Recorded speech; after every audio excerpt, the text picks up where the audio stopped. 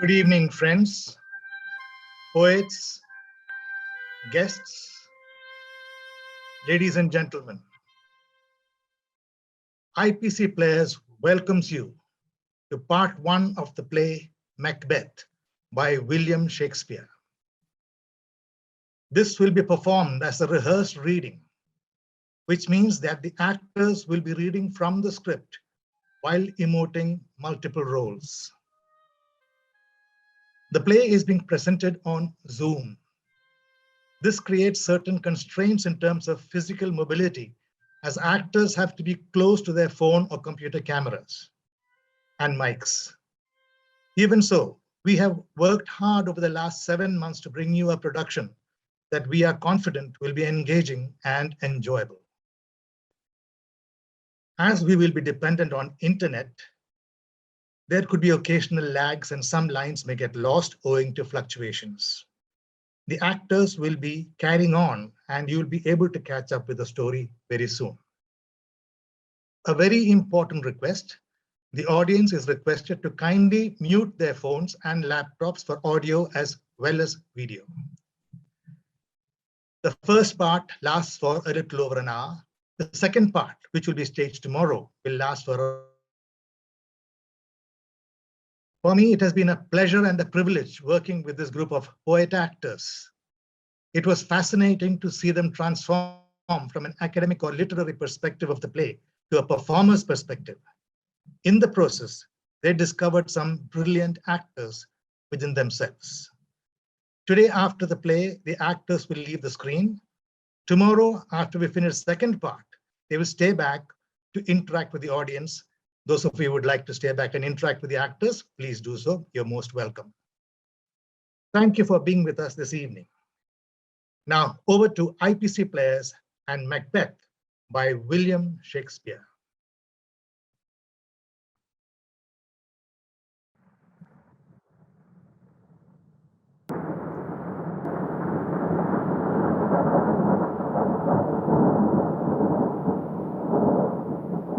Act 1, Scene 1. Enter the three witches.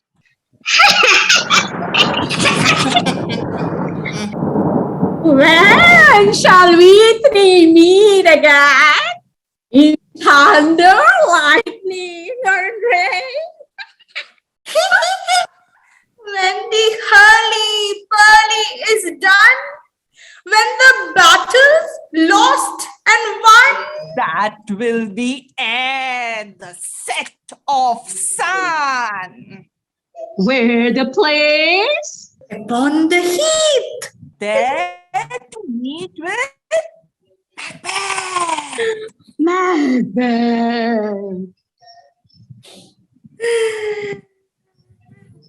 Macbeth. I come broken.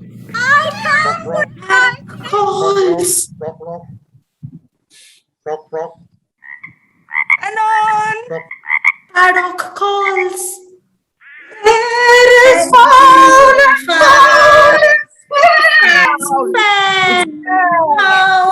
the fog and the filthy air. Act 1, Scene 2.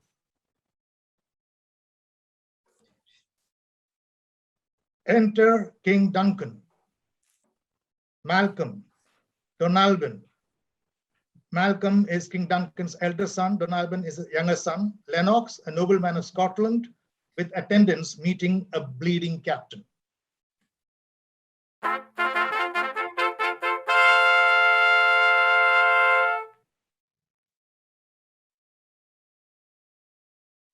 What bloody man is that? He can report us seemeth by his plight of the revolt, the new estate. This is the sergeant who, like a good and hardy soldier, fought against my captivity. Hey, brave friend, say to the king the knowledge of the broil as thou didst leave it. Doubtful it stood, as two spent swimmers that do cling together and choke their art.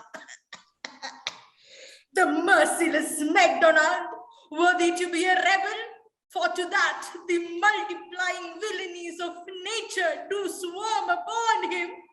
From the western isles of guns and gallows glasses is supplied, and fortune, on his damned quarrel smiling, showed like a rebel's whore.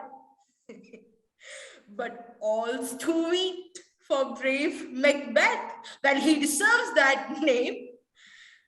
Disdaining fortune with his brandished steel, which smoked with bloody execution, like a valor's minion carved out his passage till he faced the slave, which never shook hands nor bade farewell to him, till he unseamed him from the knaves to the chaps and fixed his head upon our battlements. Oh, valiant cousin, worthy gentleman. As when the sun begins his reflection, ship-rocking storms and direful thunders break. So from that spring, when comfort seemed to come, discomfort swells. Mark, King of Scotland, mark, no sooner justice had with valor armed compelled the skipping kerns to trust their heels, but the Norwegian lord, surveying vantage with furbished arms and new supplies of men, began a fresh assault. Is made not this our captains Macbeth and Banquo? Yes, as sparrows, eagles, or hare the lion. If I say sooth, I must report they were as cannons overcharged with double cracks. So they doubly redoubled strokes upon the foe, except they meant to bathe in reeking wounds. Or memorize another Golgotha, I cannot tell. But I am faint. My gashes cry for help. So well thy words become thee as wounds. They smack of honor, both. Go get him surgeons. Exit captain with attendants. Enter Ross and Angus, two noblemen from Scotland. Who comes here? The worthy Thane of Ross. What a haste looks through his eyes. So should he look, that seems to speak things strange. God save the king! Whence comest thou, worthy Thane? From 5, great king, where the Norwegian banners flout the sky and fan our people cold. Norway himself, with terrible number, assisted by that most disloyal traitor, the Thane of Cawdor, began a dismal conflict, till that Bellona's bridegroom, lapped in proof, confronted him with self-comparisons. Point against point, rebellious arm against arm, curbing his lavish spirit, and to conclude, the victory fell on us. Oh, ha. Great happiness. That now Sveno, the Norway's king, craves composition, nor would he deign him burial of his men, till he disbursed at St. Thomas Inch $10,000 to our general use. No more that Thane of Cawdor shall deceive our bosom interest. Go pronounce his present death, and with his former title, greet Macbeth. I'll see it done. What he hath lost, noble Macbeth Macbeth, Act 1. Exit all. Act 1, Scene 3. Enter the three witches.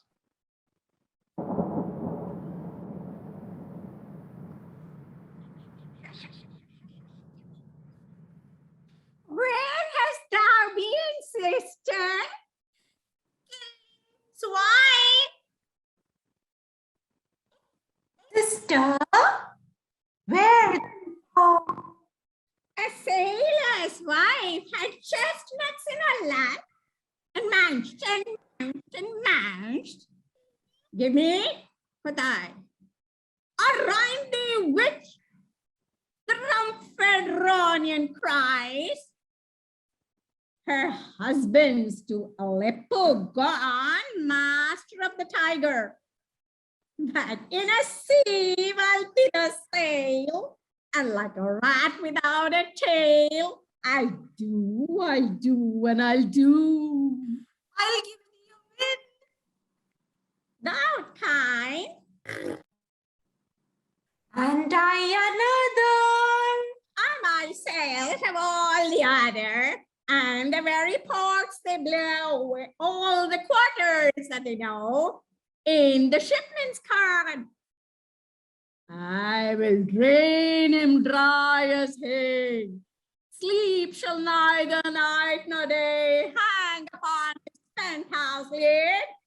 He shall live a man for bed. Weary sad nights 9 times 9. Shall he dwindle, peak and pine? And though his bark cannot be lost, yet it shall be tempest tossed. Look, I have here. Show me. Here I have a breathless thumb, breathless home, what did it come? A drum. Macbeth, doth come.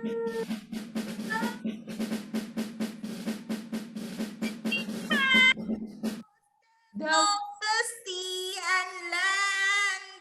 Thus do go about, thrice to dine and thrice to nine. Tries again to make up 9. Peace, the charm is wound up. Enter Macbeth and Banquo. So foul and fair a day I have not seen. How far is it to forest? What are these? So withered and so wild in their attire, that look not like the inhabitants of the earth, and yet are on it. Live you? Or are you aught that man may question? You seem to understand me by each at once, her choppy finger laying upon her skinny lips. You should be women, yet your beards forbid me to interpret that you are so. Speak, if you can. What are you? All hail, Macbeth! Hail to thee, Thane of Glamis. All hail, Macbeth! Hail to thee, Thane of Cawdor! Oh, Macbeth! That shall be king hereafter. Hey. Good sir, why do you start and seem to fear things that do sound so fair? In the name of truth, are you fantastical, or that indeed which outwardly you show? My noble partner, you greet with present grace and great prediction of noble having and of royal hope, that he seems rapt withal. To me, you speak not. If you can look into the seeds of time and say which grain will grow and which will not, speak then to me, who neither beg nor fear your favors nor your hate. Hail!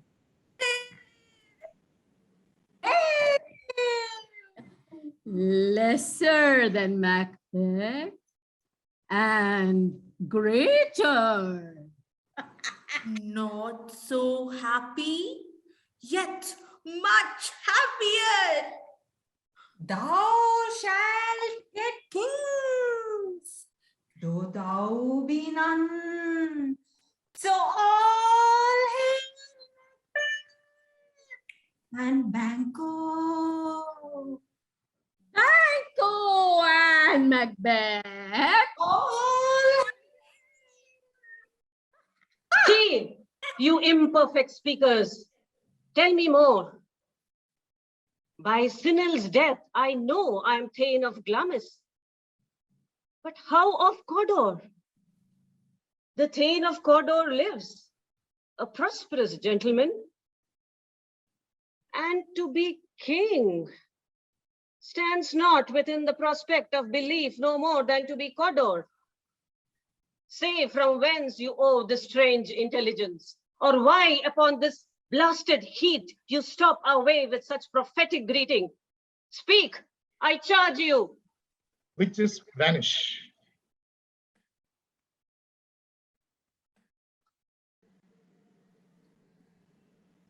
The earth had bubbles as the water has, and these are of them.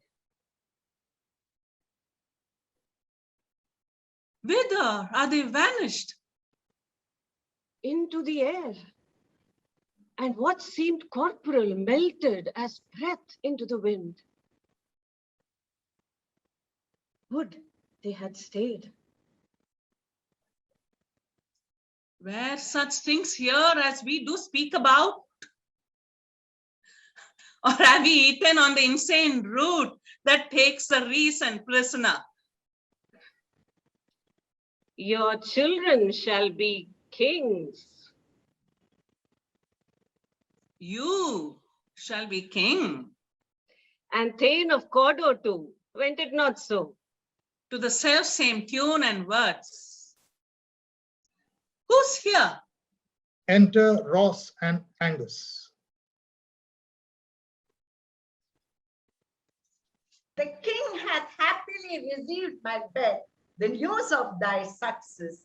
And when he reads thy personal venture in the rebels' fight, his wonders and his praises do content which should be thine, or his silence with that in viewing over the rest of the selfsame day, he finds thee in the stout Norwegian ranks.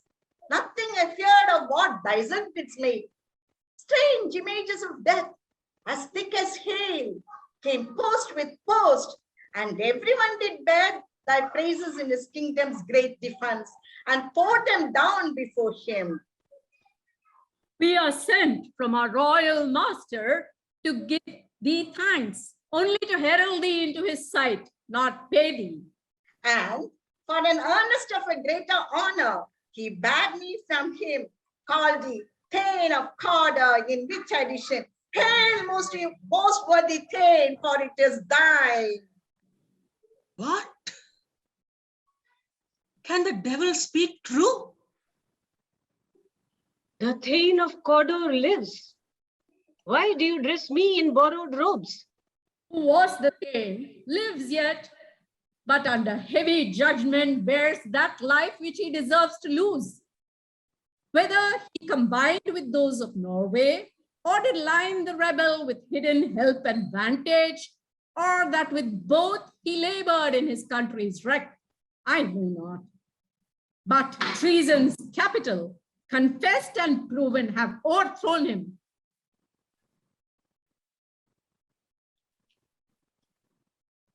Glamis and Thane of Cawdor. The greatest is behind. Thanks for your pains. Do you not hope your children shall be kings? When those that gave the Thane of Cawdor to me promised no less to them. That trusted home might yet enkindle you unto the crown. Besides, the Thane of Cawdor. But 'tis strange, and oftentimes, to win us to our harm, the instruments of darkness tell us truths, win us with honest trifles, to betray us in deepest consequence. Cousins, a word, I pray you.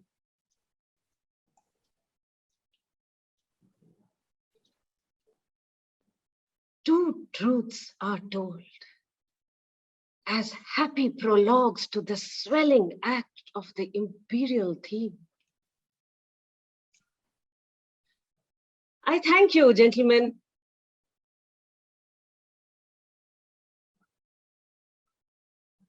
This supernatural soliciting cannot be ill, cannot be good. If ill, why hath it given me earnest of success, commencing in the truth? I am Thane of Cawdor.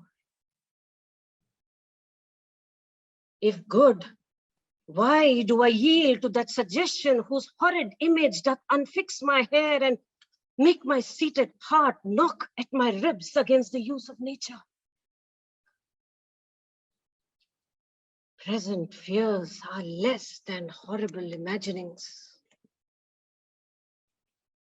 My thought, whose murder yet is but fantastical, shakes so my single state of man, that function is smothered in surmise, and nothing is but what is not. Look how our partners wrapped. If chance will have me king, why, chance may crown me without my stir. New honors come upon him. Like our strange garments, cleave not to their mold, but with the aid of use. Come what come may, time and the hour runs through the roughest day. Worthy Macbeth, we stay upon your leisure. Give me your favor. My dull brain was wrought with things forgotten.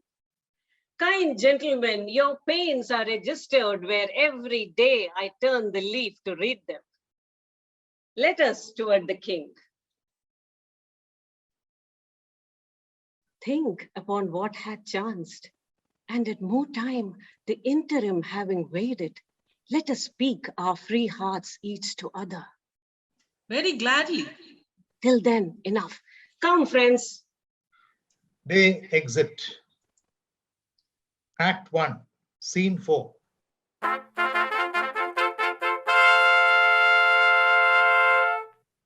Enter King Duncan, Lennox, Malcom, and Ronalban with attendants.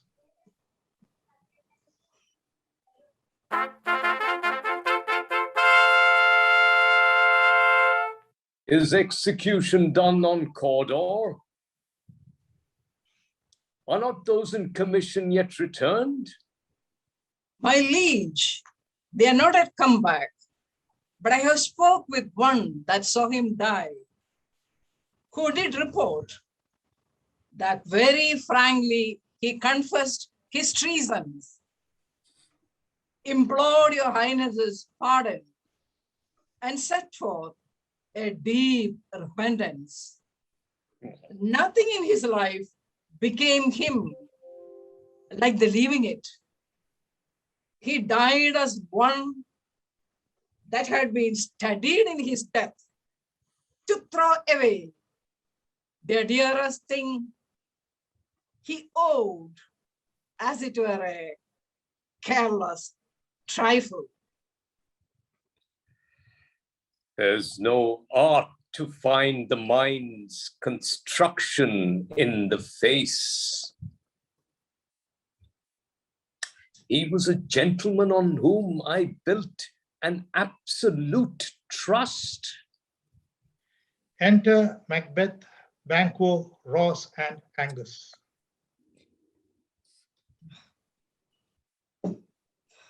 O worthiest cousin, the sin of my ingratitude even now was heavy on me. Thou art so far before, that swiftest wing of recompense is slow to overtake thee. Would thou hadst less deserved, that the proportion both of thanks and payment might have been mine.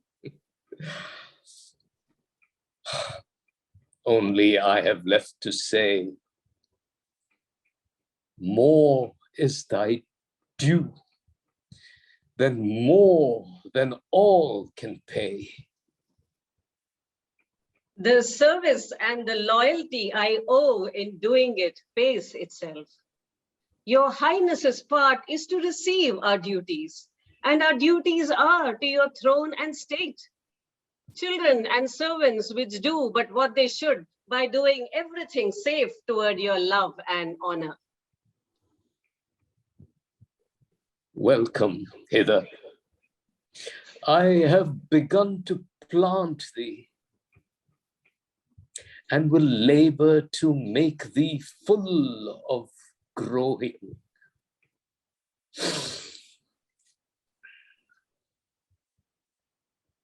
Noble Banquo, thou hast no less deserved, nor must be known no less to have done so. Let me enfold thee and hold thee to my heart. There, if I grow, the harvest is your own. My plenteous joys, wanton in fullness, seek to hide themselves in drops of sorrow.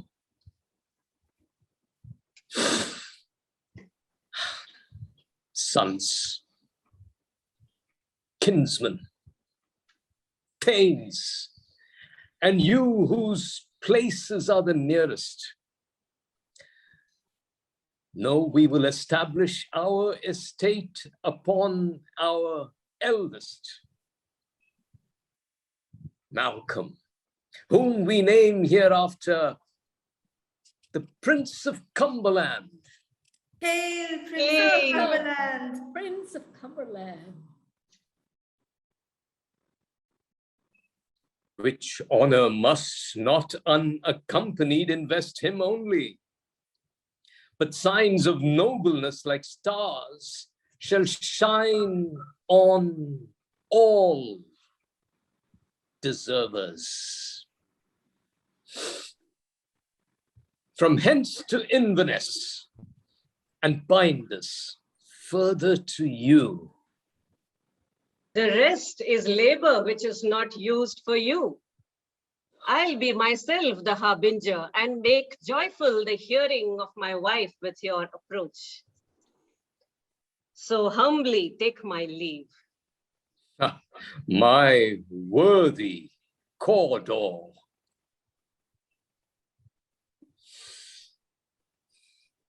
The Prince of Cumberland. That is a step on which I must fall down or else overleap, for in my way it lies. Stars, hide your fires. Let not light see my black and deep desires. The eye wink at the hand, yet Let that be which the eye fears when it is done to see. Exit Macbeth. True, worthy Banquo. He is full, so valiant, and in his commendations I am fed. It is a banquet to me. Let's after him, whose care is gone before to bid us welcome. It is a peerless kinsman. All exit.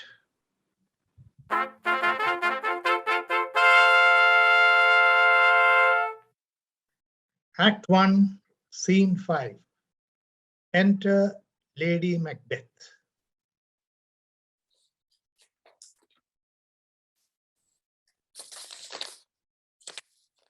They met me in the day of success, and I have learnt by the perfectest report, they have more in them than mortal knowledge. When I burned and desired to question them further, they made themselves air, into which they vanished. Whilst I stood wrapped in the wonder of it, came missives from the king, who all hailed me Thane of Cawdor, by which title before these weird sisters saluted me and referred me to the coming on of time with Hail, king that shall be.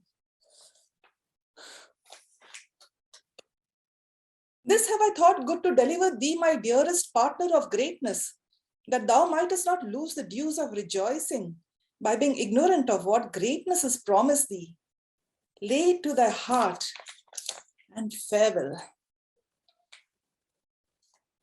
Glamis thou art, and Cawdor, and shalt be what thou art promised. Yet do I fear thy nature. It is too full of the milk of human kindness to catch the nearest way. Thou wouldst be great, art not without ambition, but without the illness should attend it. What thou wouldst highly, that wouldst thou holily, wouldst not play false, and yet wouldst wrongly win. Thou'dst have great glamours, that which cries, thus thou must do if thou have it, and that which rather thou dost fear to do than wishest should be undone. Hide thee hither, that I may pour my spirits in thine ear and chastise with the valor of my tongue all that impedes thee from the golden round, that fate and metaphysical aid doth seem to have thee crowned withal. Enter messenger. What is your tiding? The king comes here tonight. Thou art mad to say it. Is not thy master with him? Who were it so would have informed for preparation. So please you, it is true. Our Thane is coming. One of my fellows had the speed of him, who, almost dead for breath, had scarcely more than would make up his message. Give him tending. He brings great news. Exit messenger. The raven himself is hoarse, that croaks the fatal entrance of Duncan under my battlements.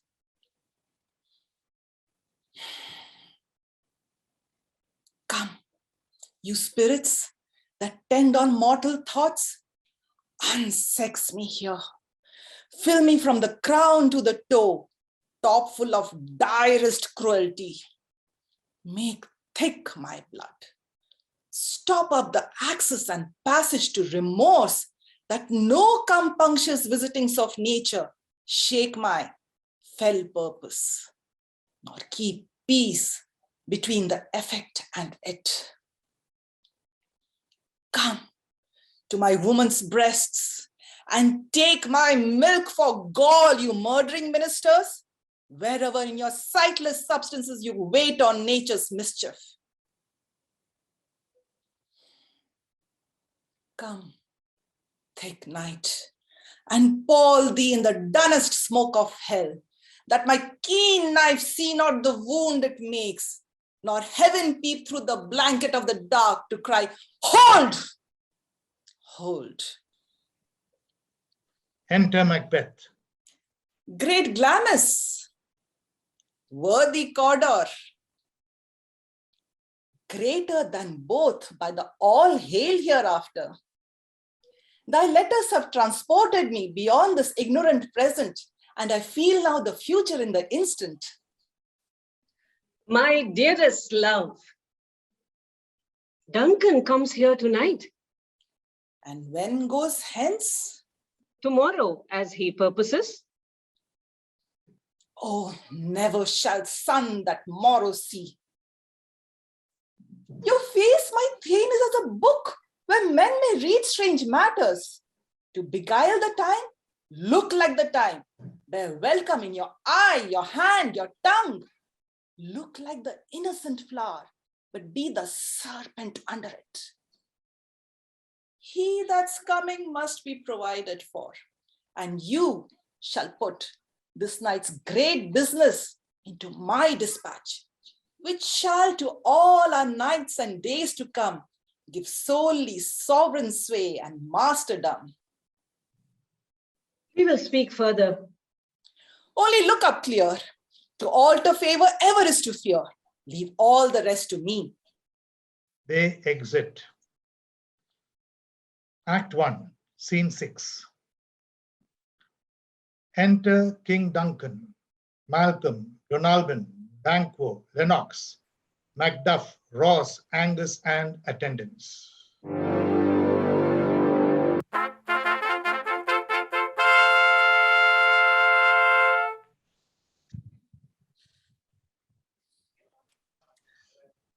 This castle hath a pleasant seat. The air nimbly and sweetly recommendeth itself unto our gentle senses. This guest of summer, the temple haunting martlet does approve by his loved mansionary, that the heaven's breath smells wooingly here. No jutty, frieze, buttress, nor coign of vantage, but this bird hath made his pendant bed and procreant cradle. Where they most breed and haunt, I have observed, the air is delicate. Enter Lady Macbeth.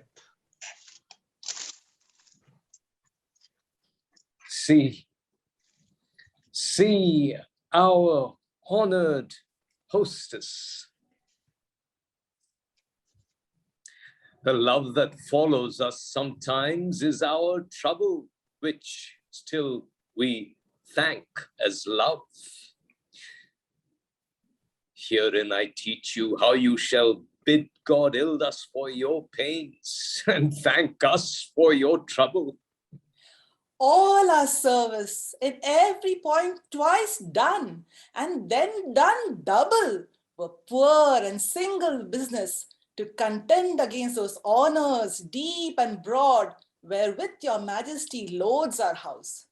For those of old and the late dignities heaped up to them, we rest your hermits.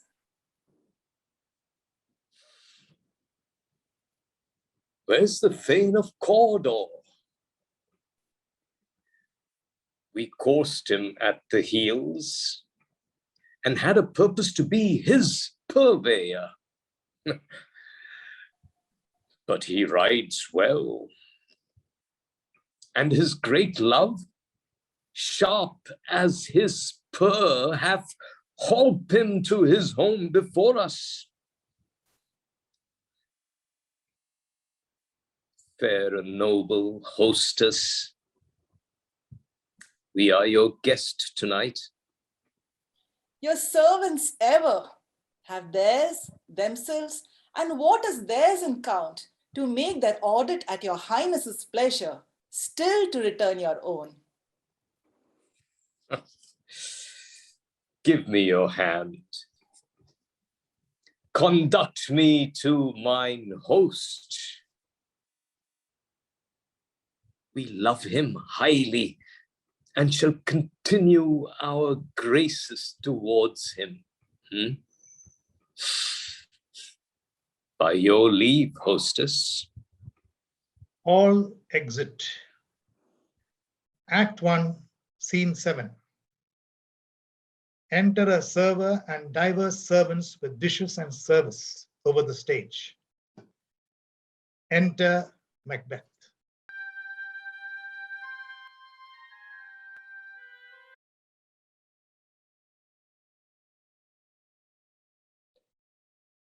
If it were done when 'tis done, then 'twere well it were done quickly. If the assassination could trammel up the consequence and meet with his surcease success, that but this blow might be the be-all and the end-all here. But here upon this bank and shoal of time, we jump the life to come. But in these cases, we still have judgment here, that we but teach bloody instructions which being taught return to plague the inventor. This even-handed justice commends the ingredients of our poison chalice to our own lips.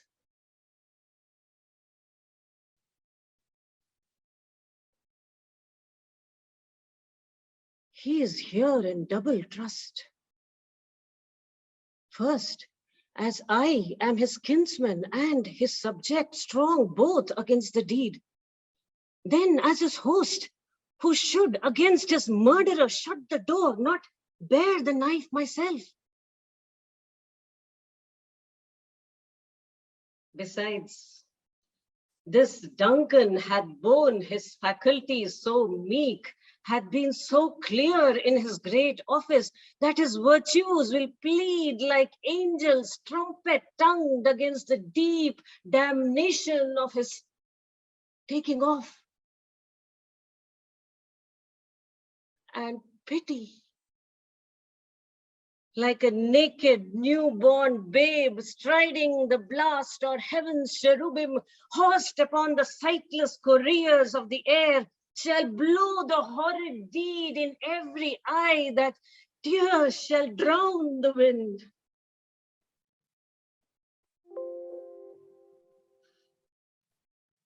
I have no spur to prick the sides of my intent, but only vaulting ambition which overleaps itself and falls over the other. Enter Lady Macbeth. How now? What news? He has almost supped. Why have you left the chamber? Hath he asked for me? Know you not he has? We will proceed no further in this business. He hath honored me of late, and I have bought golden opinions from all sorts of people, which would be worn now in their newest gloss, not cast aside so soon.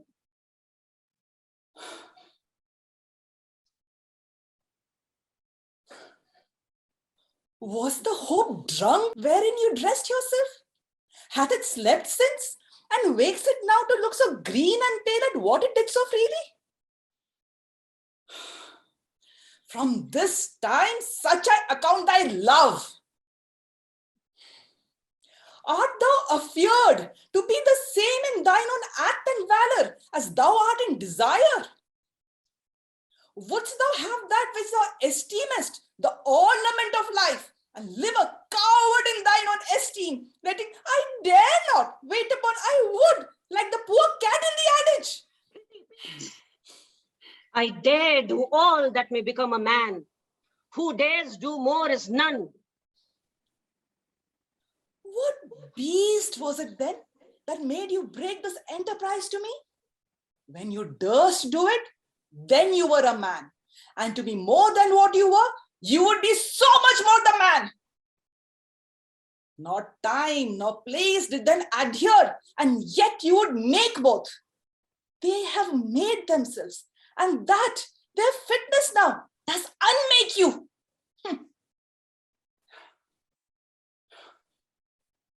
I have given suck and know how tender it is to love the babe that milks me. I would, while it was smiling in my face, have plucked my nipple from his boneless gums and dashed his brains out, as you have sown to this.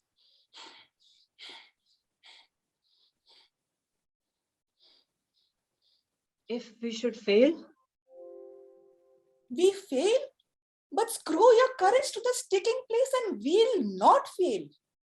When Duncan is asleep, where to the rather shall his day's hard journey soundly invite him? His 2 chamberlains will I, with wine and wassail, so convince that memory, the warder of the brain, shall be a fume, and the receipt of reason a limbeck only. Then, in swinish sleep, their drenched natures lies as in a death. What cannot you and I perform upon the unguarded Duncan? What not put upon his spongy offices? Who shall bear the guilt of our great quell? Bring forth men, children, only. For thy undaunted metal should compose nothing but males.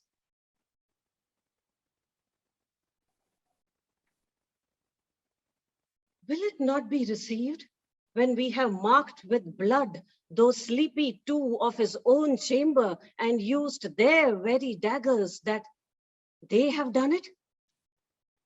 Who dares receive it other, as we shall make our griefs and clamor roar upon his death? I am settled and bend up each corporal agent to this terrible feat. Away and mock the time with fairest show. False face must hide what the false heart doth know. They exit. Act 2, Scene 1. Enter Banquo and Fleance. How goes the night, boy? The moon is down. I have not yet heard the clock. And she goes down at 12. I take it is later, sir. Hold, take my sword.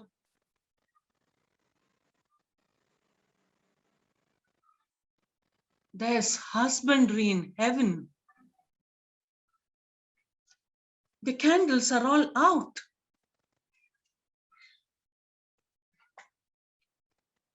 Take thee that too.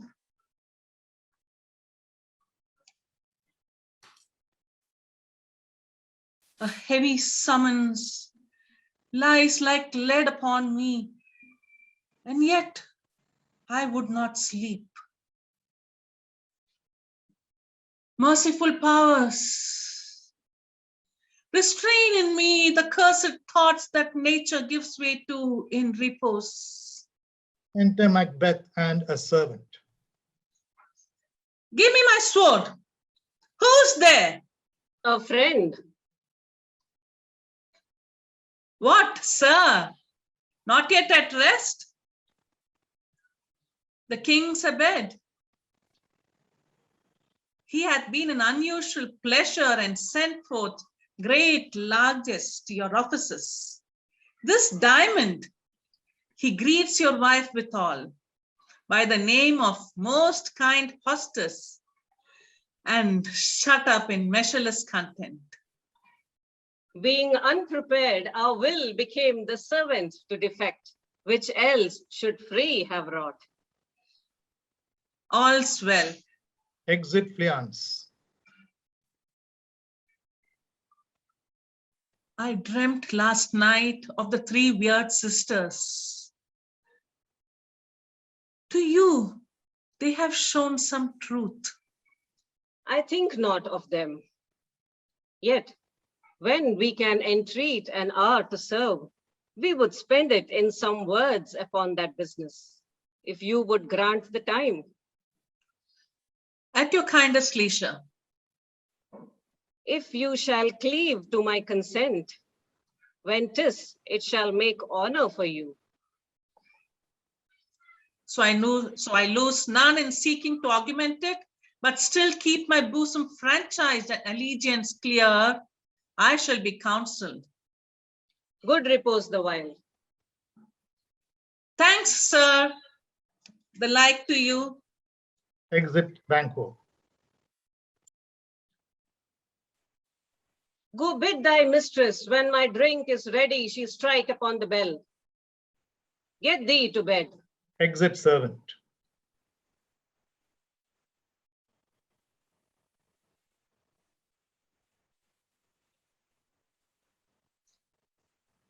Is this a dagger which I see before me? Its handle toward my hand? Come, let me clutch thee. I have thee not, yet I see thee still. Art thou not fatal vision, sensible to feeling as to sight? Or art thou but a dagger of the mind, a false creation, proceeding from the heat oppressed brain? I see thee still, in form as palpable as the one which I now draw. Thou marshalst me the way I was going, and such an instrument I was to use. Mine eyes are made the fools of the other senses, or else worth all the rest. I see thee still, and on thy blade and dudgeon are gouts of blood, which was not so before. There is no such thing. It's the bloody business that informs thus to mine eyes.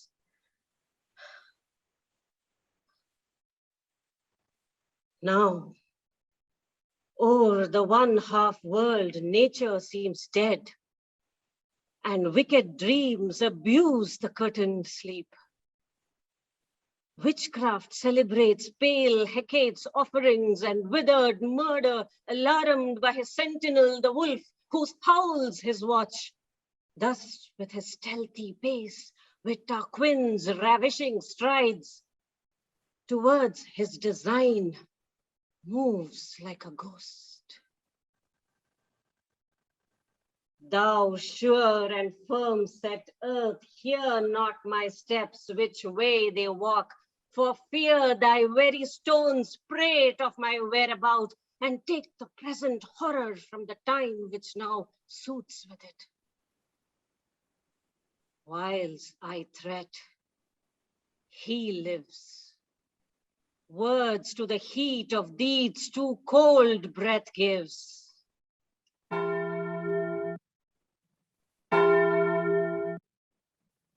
I go, and it is done. The bell invites me. Hear it not, Duncan, for it's a knell that summons thee to heaven or to hell. Exit. Act 2, Scene 2. Enter Lady Macbeth.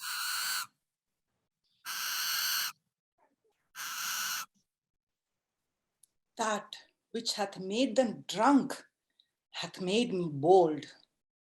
What hath quenched them hath given me fire. Hark! Peace. It was the owl that shrieked, the fatal bellman which gives the sternest good night. He is about it. The doors are open, and the surfeited grooms do mock their charge with snores. I have drugged their posets, that death and nature do contend about them, whether they live or die. Who is there? What ho? Alack, I'm afraid they have awaked, and 'tis not done. The attempt and not the deed confounds us. Hark! I laid their daggers ready. He could not miss them. Had he not resembled my father as he slept, I had done it. Enter Macbeth. My husband? I have done the deed. Didst thou not hear a noise? I heard the owl scream and the crickets cry. Did you not speak? When? Now. As I descended? Aye. Hark! Who lies in the second chamber? Donalbain. This is a sorry sight. A foolish thought to say a sorry sight. This one did laugh in his sleep, and one cried murder, that they did wake each other. I stood and heard them, but they did say their prayers and addressed them again to sleep. There are two lodged together. One cried, God bless us, and amen, the other, as they had seen me with these hangman's hands. Listening their fear, I could not say amen when they did say, God bless us. Consider it not so deeply. But wherefore could I not pronounce amen? I had most need of blessing, and amen stuck in my throat. These deeds must not be thought after these ways, so it will make us mad. Methought I heard a voice cry, sleep no more. Macbeth does murder sleep. The innocent sleep. Sleep that knits up the raveled sleeve of care, the death of each day's life, sore labor's bath. Balm of hurt minds, great nature's second course, chief nourisher in life's feast. What do you mean? Still it cried, sleep no more to all the house. Glamis had murdered sleep, and therefore Cawdor shall sleep no more. Macbeth shall sleep no more. Who was it that thus cried? Why, worthy Thane, you do unbend your noble strength to think so brain-sickly of things. Go, get some water and wash this filthy witness from your hand. Why did you bring these daggers from the place? They must lie there. Go, carry them and smear the sleepy grooms with blood. I'll go no more. I'm afraid to think what I've done. Look on it again, I dare not. Infirm of purpose, give me the daggers. 'Tis the eye of childhood that fears a painted devil. If he do bleed, I'll gild the faces of the grooms withal, for it must seem their guilt. Whence is that knocking? How is it with me that every noise appalls me? What hands I hear! Ha! They pluck out mine eyes. Will all great Neptune's ocean wash this blood clean from my hand? No. This my hand will rather the multitudinous seas incardinine, making the green one red. Enter Lady Macbeth. My hands are of your color, but I shame to wear a heart so white. I hear a knocking at the south entry. Retire we to our chamber. A little water clears of this deed. How easy is it then? Your constancy hath left you unattended. Hark, more knocking. Get on your nightgown, lest occasion call us and show us to be watchers. Be not so lost so poorly in your thoughts. To know my deed, to best not know myself. Wake Duncan with thy knocking. I would thou couldst. They exit. Act 2, Scene 3. Enter a porter.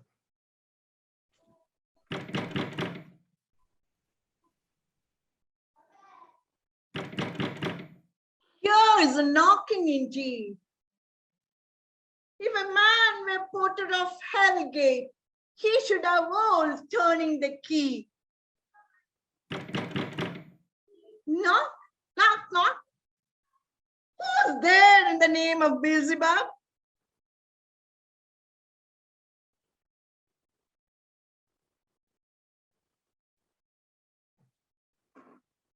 Here's a farmer that hanged himself on the expectation of plenty.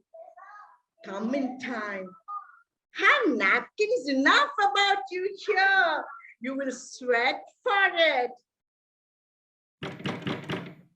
Knock, knock. Who's there in the Abbot's name? Hey, here's an equivocator that could swear in both the scales against either scale, who committed the treason enough for God's sake, yet could not equivocate to heaven. Oh, come in, equivocator.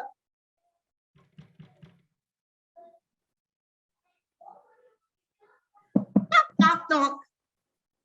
Who's there?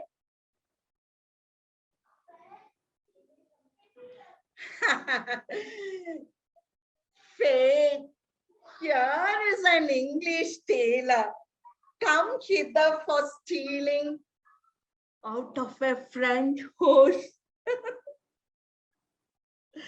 Come and tailor, here you may roast your goose. Knock, knock. Never at quiet. What are you?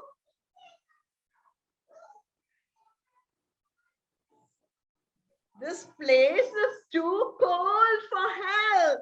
I will devil porter it no further. I had thought to have let in some of all professions that go the primrose way to the everlasting bonfire. Anon, anon. I pray you, remember the porter. Enter Macduff and Lennox.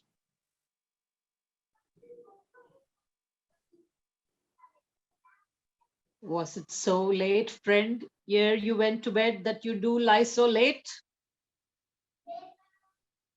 Wait, sir. We were carousing till the second cup. And drink, sir, is a great provoker of three things. What three things did drink especially provoke? Marry, sir, nose painting, sleep, and urine. Lechery, sir. It provokes and unprovokes. It provokes the desire, but it takes away the performance. Therefore, much drink may be said to be an equivocator with lechery. It makes him, it mars him, it sets him on and takes him off, it persuades him and disheartens him, makes him stand to and not stand to. In conclusion, equates him in his sleep and gives him the lie, leaves him. I believe drink gave thee the lie last night. That it did, sir, in the very throat on me. But I repeated him for his lie, and I think being too strong for him. Though he took up my legs sometimes, yet I made a shift to cast him. Is thy master stirring? Enter Macbeth. Our knocking has awaked him. Here he comes. Exit porter. Good morrow, noble sir. Good morrow, both. Is the king stirring, worthy Thane? Not yet. He did command me to call timely on him. I've almost slipped the hour. I'll bring you to him. I know this is a joyful trouble to you, but yet it is one. The labor we delight in physics pains. This is the door. I'll make so bold to call, for it is my limited service. Exit Macduff. End of part 1. We'll continue with part 2 tomorrow at the same time. Thank you for being with us this evening. Goes the king hence today? He does. He did appoint so. The night has been unruly. Where we lay, our chimneys were blown down, and as they say, lamentings heard in the air, strange screams of death, and prophesying with accents terrible of dire compassion and confused events, new hatched to the awful time. The obscure bird clamored the livelong night. Some say the earth was feverish and did shake. It was a rough night. My young remembrance cannot parallel a fellow to it. Enter Macduff. Oh, horror, horror, horror. Tongue not heard cannot conceive nor name thee. What's the matter? Oh. Confusion now hath made his masterpiece. Most sacrilegious murder hath broke up. The Lord's anointed temple stole thence the life of the building. What's it you say? The life? Mean you, His Majesty? Oh, approach the chamber and destroy your sight with a new gorgon. Do not bid me speak. See then speak for yourselves. Exit Macbeth and Lennox. Oh, awake, awake, ring the alarm bell. Murder and treason, Banquo and Duncan, Malcom, awake. Shake off this downy sleep, death's counterfeit, and look upon death itself. Up and see the great doom's image. Malcom, Banquo, as from your graves, rise up and walk like sprites to countenance this order. Ring the bell! Ring the bell! Ring the bell!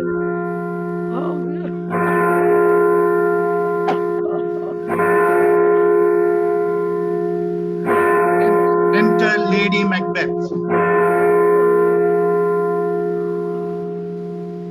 What's the business that such a hideous trumpet calls to parley the sleepers of the house? Speak! Speak! Oh, gentle lady, it is not for you to hear what I can speak. The repetition in a woman's ear would murder as it fell. Enter Banquo.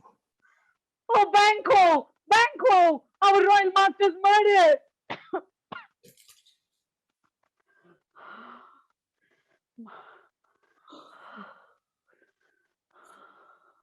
Whoa, Laos! What? In our house? Too cruel anywhere.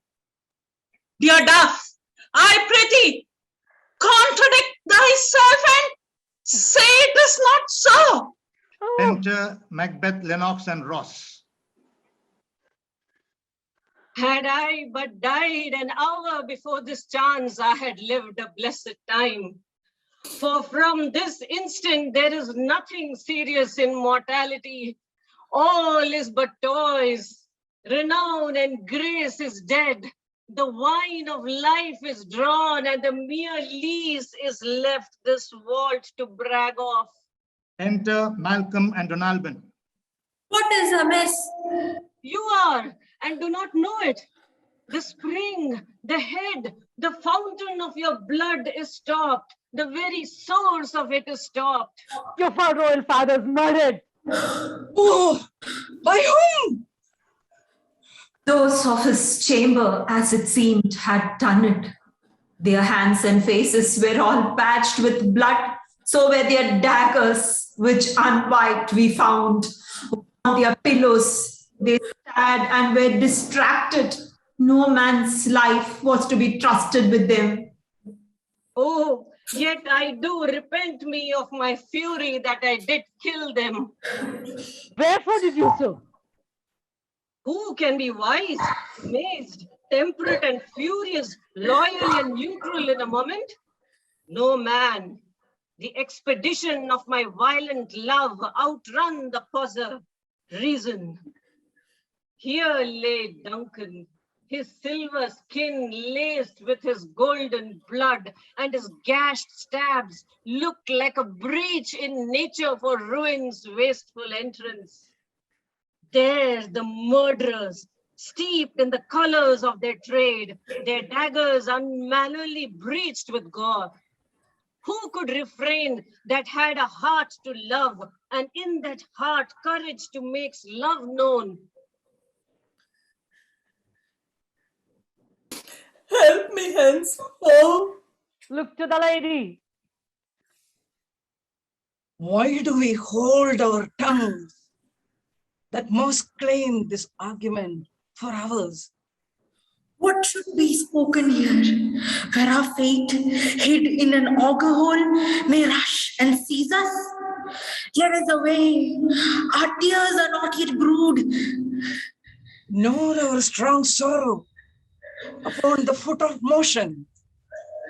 Look to the lady. Exit Lady Macbeth. And when we have our naked frailties hid that suffer in exposure, let us meet and question this most bloody piece of work to know it further. Fears and scruples shake us. In the great hand of God I stand, and pens against the undivulged pretense I fight of treasonous malice. So do I. So all. Let's briefly put on manly readiness and meet in the hall together. Well Well contented. contented. All exit except Malcolm and Duncan. What will you do? Let us not consort with them. To show an unfair sorrow is an office which the false man does easy. I will to England. to Ireland I, our separated fortune shall keep us both the safer. Where we are, there's daggers in men's smiles, the near in blood, the nearer bloody. This murderous shaft that is shot hath not yet lighted. And our safest way is to avoid them. Therefore to horse. And let us not be dainty of leave-taking, but shift away. There is warrant in that theft, which steals itself when there is no mercy left. They exit. Act 2, Scene 4. Enter Ross with an old man.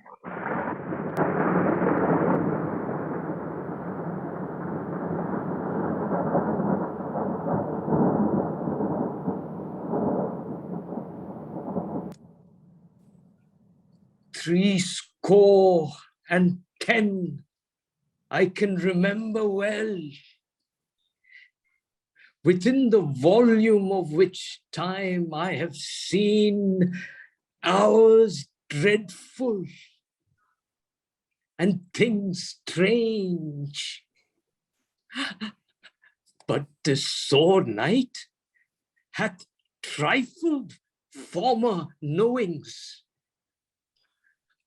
Ah, good Father, thou seest the heavens as troubled with man's act, threatens his bloody stage. By the clock, it is day, and yet dark night strangles the traveling lamp. Is it night's predominance or the day's shame that darkness does the face of earth entone when living light should kiss it? 'Tis unnatural, even like the deed that's done. On Tuesday last, a falcon towering in her pride of place was by a mousing owl hawked at and killed. And Duncan's horses, a thing most strange and certain, beauteous and swift, medians of their race, turned wild in nature, broke their stalls, flung out, contending against obedience, as they would make war with mankind. 'Tis said they eat each other. They did so, to the amazement of mine eyes that looked upon it. Enter Macduff. Here comes the good Macduff. How goes the word, sir, now? Why, see you not? Is it known who did this more than bloody deed? Those that Macbeth had slain? Alas, that day, what good could they pretend? They were suborned. Malcolm and Donalbain, the king's two sons, are stolen away and fled, which puts upon them suspicion of the deed. Against nature stood. Thriftless ambition that will raven up thine own life's means, then it is most like the sovereignty will fall upon Macbeth. He's already named and gone to Scone to be invested. Where is Duncan's body? Carried to Comkill, the sacred storehouse of his predecessors and guardians of their bones. Will you to Scone? No, cousin, I'll to Five. Well, I will thither. Well, you may see things well done there. Adieu, lest our old robe sit easier than our new. Farewell, father. God's benison go with you, and with those that would make good of bad, and friends of foes. They all exit. Act 3, Scene 1. Enter Banquo.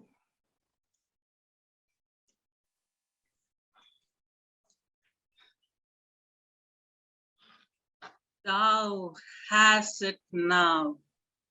King, order, glamis, all, as the weird women promised. And I fear thou playedest most foully for it. Yet it was said, it should not stand in thy posterity, but that myself should be the root and father of many kings.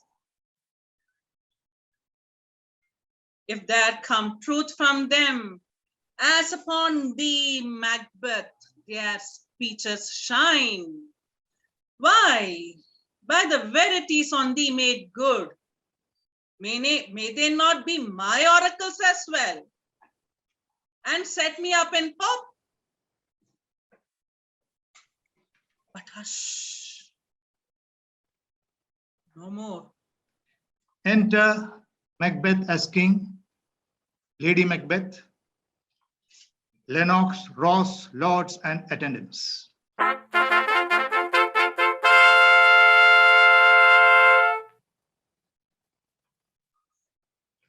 Here's our chief guest.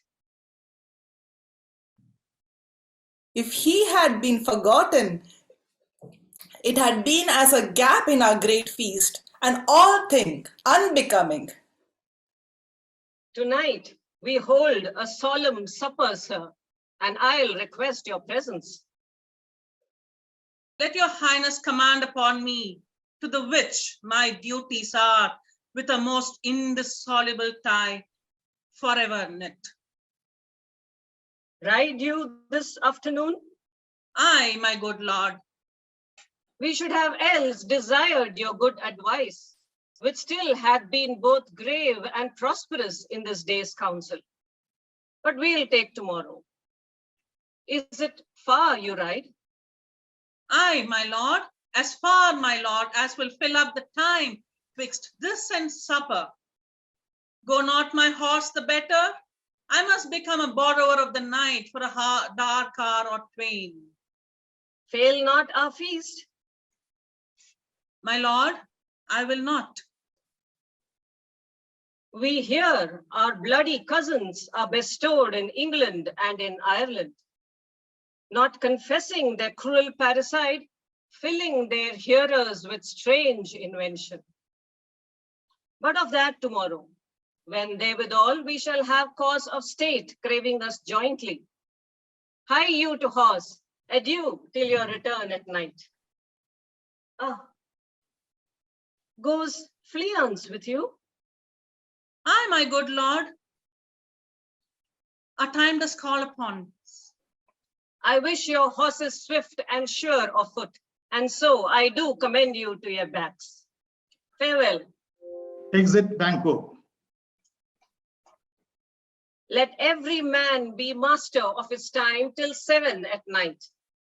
To make society the sweeter welcome, we will keep ourselves till supper time alone. While then, God be with you. All exit except Macbeth and a servant. Sirrah, a word with you. Attend those men our pleasure? They are, my lord, without the palace gate. Bring them before us. Exit servant.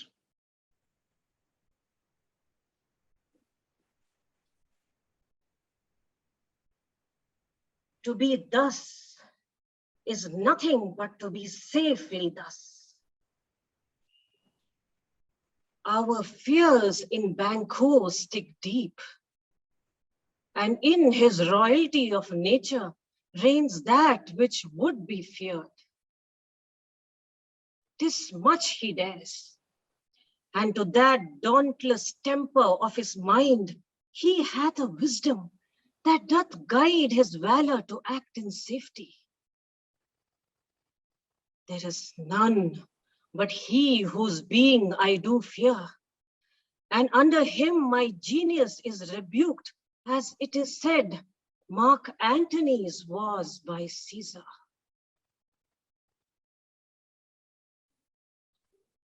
He chid the sisters when first they put the name of king upon me and bade them speak to him. Then, prophet-like, they hailed him father to a line of kings. Upon my head, they placed a fruitless crown and put a barren scepter in my grip, thence to be wrenched with an unleal hand, no son of mine succeeding.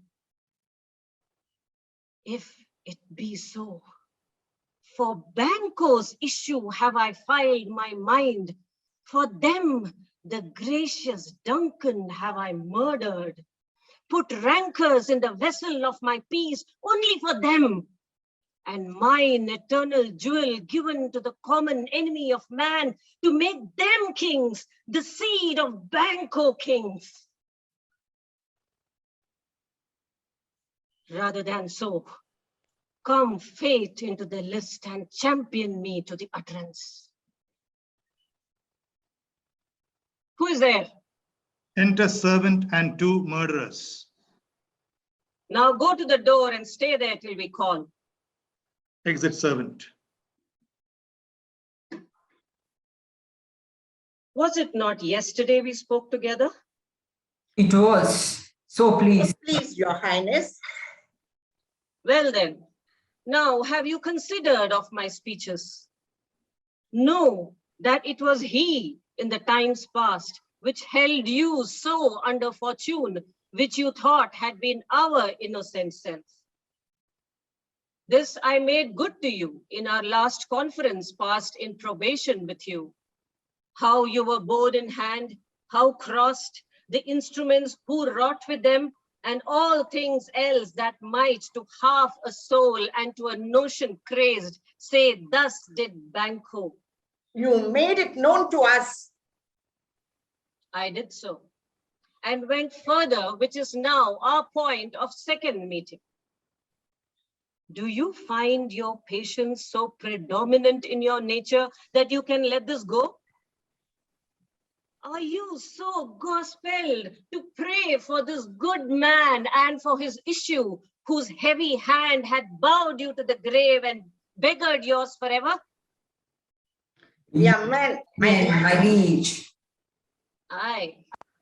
In the catalogue ye go for men, as hounds and greyhounds, mongrels, spaniels, curs, shuffs, water rugs, and demi-wolves are clept, all but in name of dogs.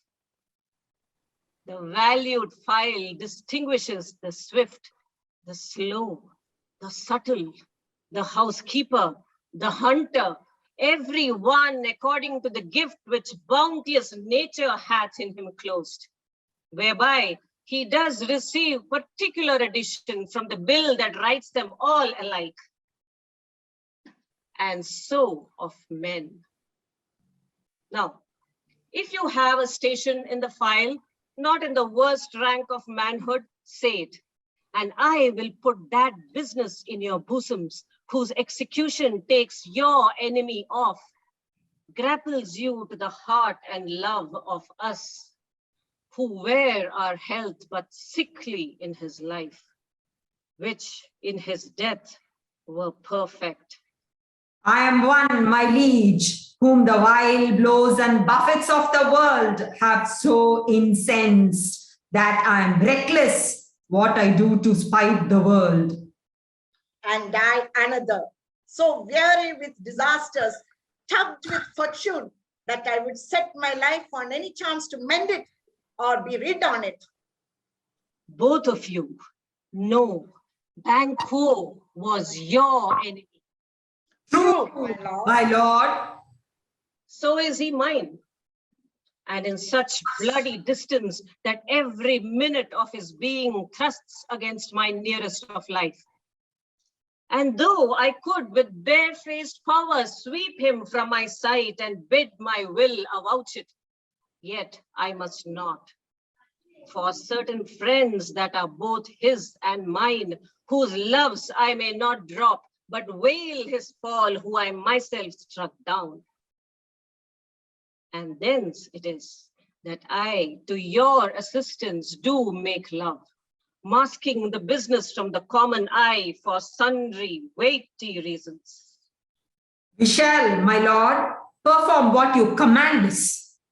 Though our lives are lost. Your spirits shine through you. Within this hour at most, I will advise you where to plant yourselves, acquaint you with the perfect spy of the time, the moment on it, for it must be done tonight. And something from the palace. Always thought that I require a clearness, and with him to leave no rubs or botches in the work. Fleon's his son that keeps him company, whose absence is no less material to me than is his father's, must embrace the fate of that dark hour. Resolve yourselves apart. I will come to you anon. We are resolved, my lord. I will call upon you straight. Abide with him. Exit murderers.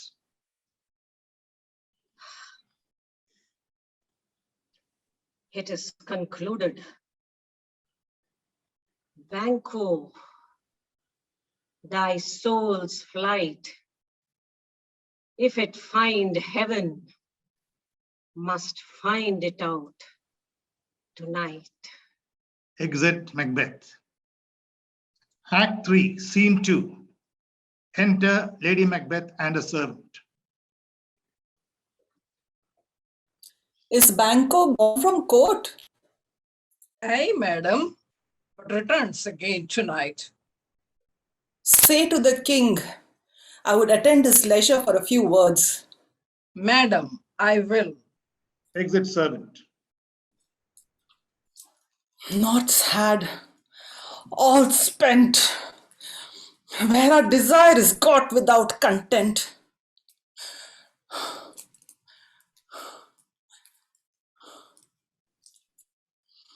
'Tis safer to be that which we destroy than by destruction dwell in doubtful joy. Enter Macbeth. How now, my lord?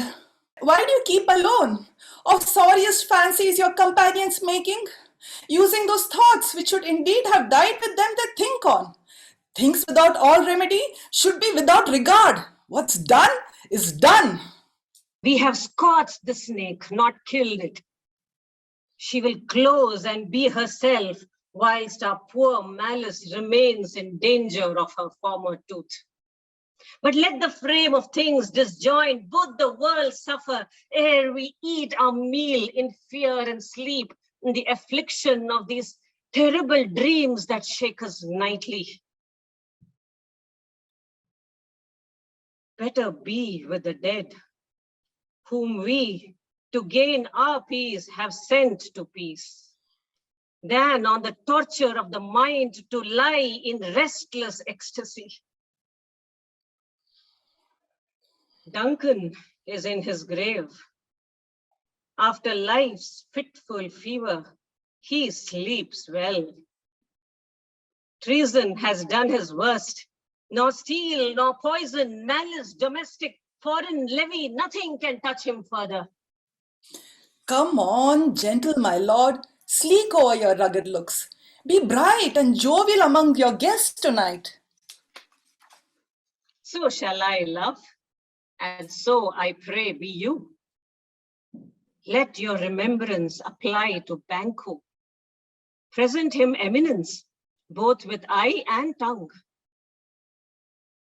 Unsafe the while that we must lave our honors in these flattering streams and make our faces wizards to our hearts, disguising what they are. You must leave this. Oh, full of scorpions is my mind, dear wife. Thou knowest that Banquo and his fleance lives? But in them nature's copy is not eton. There is comfort yet. They are assailable. Then be thou jocund. Ere the bat hath flown his cloistered flight, ere to black Hecate summons the shard-bone beetle with his drowsy hums hath rung night's yawning peal, there shall be done a deed of dreadful note.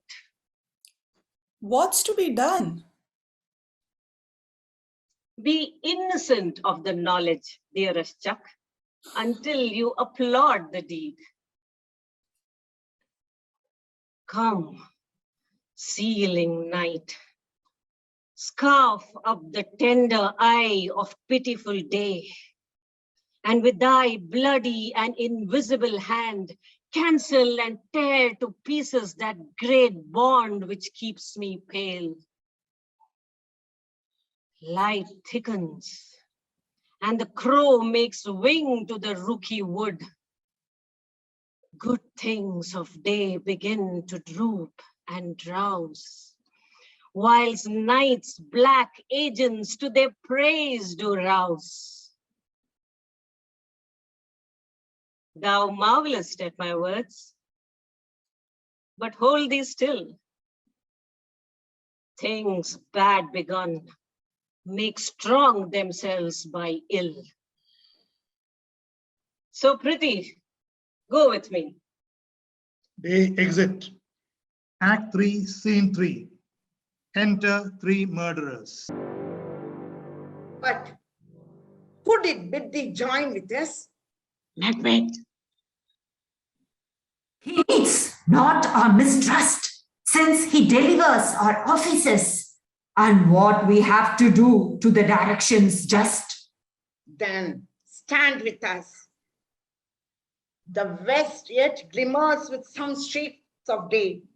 Now spurs the later traveler apace to gain the timely inn, and near approaches the subject of our watch. Iron horses.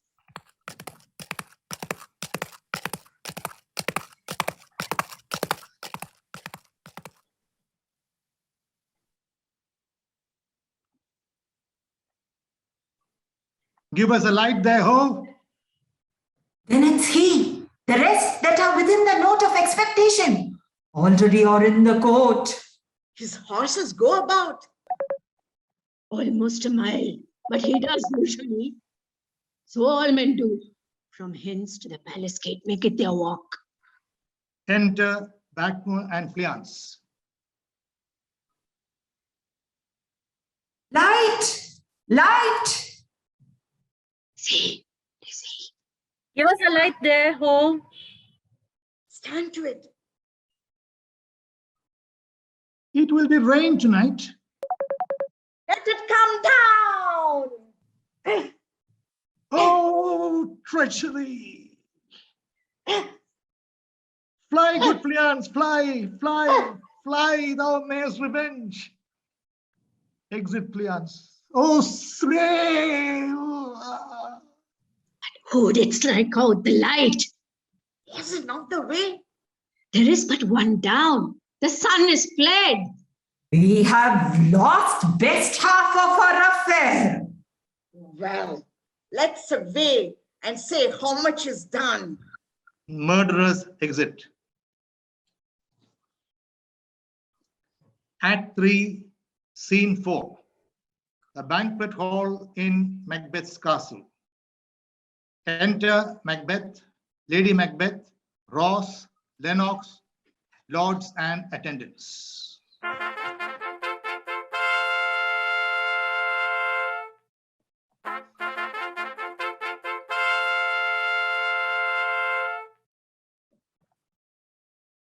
You know your own degrees. Sit down. At first and last, the hearty welcome. Thanks, Your Majesty. Ourselves will mingle with society and play the humble host. Our hostess keeps her state, but in best time, we will require her welcome. Pronounce it for me, sir, to all our friends. For my heart speaks, they are welcome.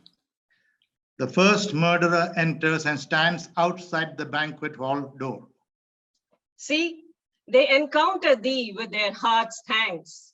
Both sides are even. Here I will sit in the midst, be large in mirth, and on we will drink a measure the table round.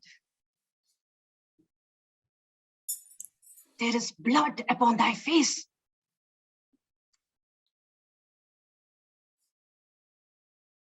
You're muted. 'Tis Banquo's then. 'Tis better thee without than he within. Is he dispatched? My lord, his throat is cut. That I did for him. Thou art the best of the cutthroats. Yet he is good that did the like for Fleance. If thou didst it, thou art the nonpareil. Most royal sir, Fleance is escaped. Then comes my fit again. I had else been perfect, whole as the marble, founded as the rock, as broad and general as the casing air. But now I am cabined, cribbed, confined, bound into saucy doubts and fears. But Banquo safe? Aye, my lord, safe in a ditch he bides, with 20 trenched gashes on his head, the least a death to nature. Thanks for that. There the grown serpent lies. The worm that's fled hath nature that in time will venom breed. No teeth for the present. Get thee gone. Tomorrow we'll hear ourselves again. Exit first murderer. My royal lord, you do not give the cheer. The feast is sold that is not often vouched, while 'tis a making 'tis given with welcome. To feed were best at home. From thence, the sauce to meat is ceremony. Meeting were bare without it. Sweet remembrance, sir. Now, good digestion wait on appetite and health on both. May it please your highness, Sit. Here had we now our country's honor roofed, were the graced person of our Banquo present, whom I may rather challenge for unkindness than pity for mischance. The ghost of Banquo enters and sits in Macbeth's place. His absence, sir, lays a blame upon his promise. Please it your highness to grace us with your royal company. The table's full. Here is a place reserved, sir. Where? Here, my good lord. What is it that moves your highness? Which of you have done this? What, my good lord? Thou canst not say I did it. Never shake thy gory locks at me. Gentlemen, rise. His Majesty is not well. Sit, worthy friends. My lord is often thus, and hath been from his youth. Pray you, keep seat. The fit is momentary. Upon a thought he will again be well. If much you note him, you shall offend him, and extend his passion. Feed, and regard him not. Are you a man? Aye, and a bold one that dare look upon that which might appall the devil. Oh, proper stuff. This is the very painting of your fear. This is the air-drawn dagger which you said led you to Duncan. Oh, these flaws and starts, impostors to true fear, would well become a woman's story at a winter's fire, authorized by her granddad. Shame itself. Why do you make such faces when all's done you look but on a stool? Pretty, see there, behold, look, lo, how say you? Why, what care I? If thou canst nod, speak to. If charnel houses and our graves must send those that we bury back, our monuments shall be the moss of kites. Exit ghost. What? Quite unmanned in folly? If I stand here, I saw him. Fie, for shame. Blood hath been shed ere now. In the olden time, ere humane statute purged the gentle wheel. Aye, and since too, murders have been performed too terrible for the year. The time has been that when the brains were out, the man would die and there an end. But now they rise again with 20 mortal murders on their crowns and push us from our stools. This is more strange than such a murderess. My worthy lord, your noble friends do lack you. I do forget. Do not muse at me, my most worthy friends. I have a strange infirmity which is nothing to those that know me. Come, love and health to all. Then I will sit down. Give me some wine. Fill full. Re-enter ghost of Banquo. I drink to the general joy of the whole table and to our dear friend Banquo, whom we miss. Wish he were here. To all and him we thirst, and all to all. Our duties and the pledge. and the pledge. Now want and quit my sight. Let the earth hide thee. Thy bones are marrowless. Thy blood is cold. Thou hast no speculation in those eyes which thou dost glare with. What man dare I dare? Approach thou like the rugged Russian bear, the armed rhinoceros or the Hurkan tiger. Take any shape but that, and my firm nerves shall never tremble. Or be alive again and dare me to the desert with thy sword. If trembling I inhabit then, protest me the baby of a girl. Hence, horrible shadow, unreal mockery, hence. Exit ghost. Why so? Being gone, I am a man again. Pray you, Sit still. You have displaced the mirth, broke the good meeting with most admired disorder. Can such things be? And overcome us like a summer's cloud without our special wonder? You make me strange, even to the disposition that I owe, when now I think you can behold such sights and keep the natural ruby of your cheeks, when mine is blanched with fear. What sights, my lord? I pray you, speak not. He grows worse and worse. Question enrages him. At once, good night. Stand not upon the order of your going, but go at once. Good night and better health. Attend His Majesty. A kind good night to all. Exit, lords.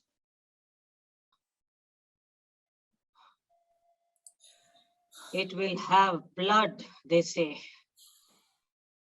Blood will have blood.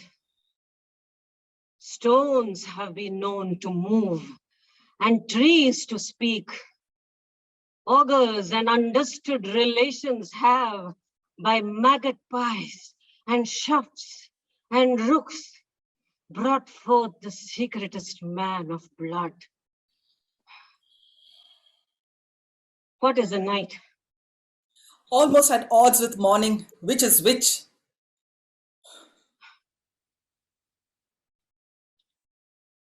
How sayest thou that Macduff denies his person at our great bidding? Did you send to him, sir? I hear it by the way, but I will send. There is not a one of them, but in his house I keep a servant feed. I will tomorrow, and betimes I will, to the weird sisters. More shall they speak, for now I am bent to know by the worst means the worst. For mine own good, all causes shall give way. I am in blood, stepped in so far that should I wait no more, returning were as tedious as go over. Strange things I have in mind, that will to hand, which must be acted ere they may be scanned. Act 4, Scene 1. Enter 3 witches. Thrice the brinded cat had mewed. Thrice and once the heads big whined. Up your cries! 'Tis time! 'Tis time! Round about the cauldron go, in the poison and praise throw. Toad the thunder cold stone, days and nights has 31. Sweltered venom, sleeping God, boiled now fast in the charmed pot. Double toil and trouble, fire burn and cauldron bubble. Fill it of a fenny snake, in the cauldron boil and bake. Eye of newt, and toe of frog, wool of bat, and tongue of dog, adder's fork, and blindworm sting, lizard's leg, and howlet's wing, for a charm of powerful trouble, like a hell broth boil and bubble, double toil and trouble, fire burn and cauldron bubble. Tail of dragon, tooth of wolf, witches, mummy, ma, and gulf, of the ravine, salty shard, root of hemlock dipped in the dark, liver of blaspheming Jew, gall of goat, and slits of you, Siward in the moon eclipse, nose of Turk and Tartar slits, finger of birth strangled babe, Siward by a dab, make the gruel thick and slab, and that a tiger's children for the ingredients of the cauldron, double, toil and trouble, fire burn and cauldron bubble. Cool it with baboon's blood. Then the charm is firm and good. By the creaking of my thumbs, something wicked this way comes. Open. Whoever knocks. Enter Macbeth. How now, you secret black and midnight hags? What is it you do? A deed without a name. I conjure you by that which you profess, however you come to know it. Answer me. Though you untie the winds and let them fight against the churches, though the yeasty waves confound and swallow navigation up, though bladed corn be lodged and trees blown down, though castles topple on their warders' heads, though palaces and pyramids do slope their heads to their foundations, though the treasure of nature's Germans tumble all together, even till destruction sicken, answer me to what I ask you. Faith. Demand. We'll answer. Say, if thou'dst rather hear it from our mouths or from our masters. Call them. Let me see them. Pouring sow's blood that hath eaten her 9 farrow, grease that sweating from the murderer's gibbet, throw into the flame. Come high or low, thyself an office deftly show. Enter first apparition, an armed head.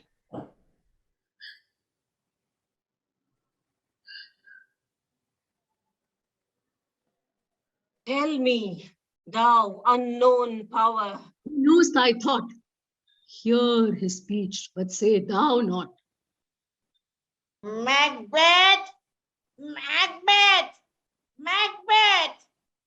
Beware, Macduff. Beware the 10 of 5. Dismiss me. Enough. Descends. Whatever thou art, for thy good caution, thanks. Thou hast harped my fear, all right. But one word more. He will not be commanded. Here's another, more potent than the first. Enter second apparition, a bloody child.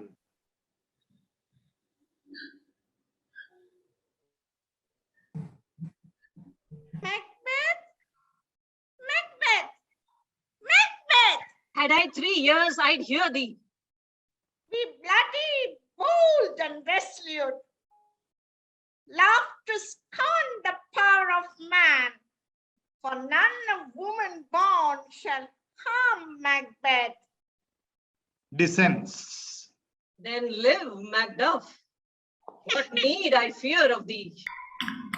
But yet, I will make assurance double sure and take a bond of fate. Thou shalt not live, that I may tell pale-hearted fear it lies and sleep in spite of thunder. Enter third apparition, a child crowned with a tree in his hand.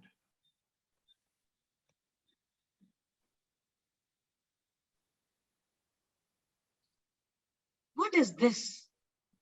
that rises like the issue of a king and wears upon his baby brow the round and top of sovereignty. Listen, but speak not to it. Be line-mettled, proud, and take no care, who shapes, who frets, or where conspirers are. Macbeth shall never vanquished be, until great Duncan kill shall come against him.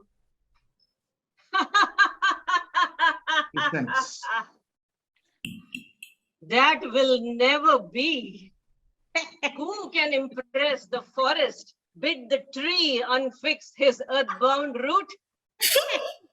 Sweet woodmans, wood, rebellious dead, rise never till the wood of Burnham rise, and our high-placed Macbeth shall live the lease of nature, pay his breath to time and mortal custom. Yet my heart throbs to know one thing. Tell me if your art can tell so much. Shall Banquo's issue ever reign in this kingdom? See to know no more. I will be satisfied. Deny me this and an eternal curse fall on you. Let me know. Why sings that cauldron? What noise is this? Shoam. Shoam. Show. Show his Eyes and green sun come like shadows.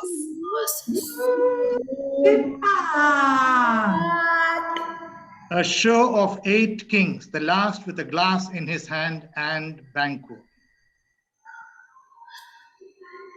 Thou art too like the spirit of Banquo. Down! Thy crown does sear mine eyeballs, and thy hair, thou other gold brown brow is like the first.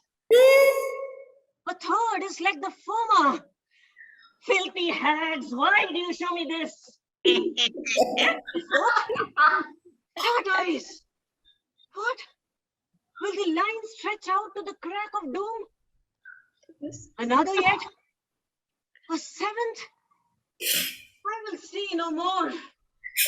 Yet the 8th appears, who bears a glass which shows me many more, and some I see that 2-fold balls and treble scepters carry. Oh, horrible sight! Now I see it is true, for the blood-boltered Banquo smiles upon me and points at them for his. Exit kings and Banquo. What? Is this so?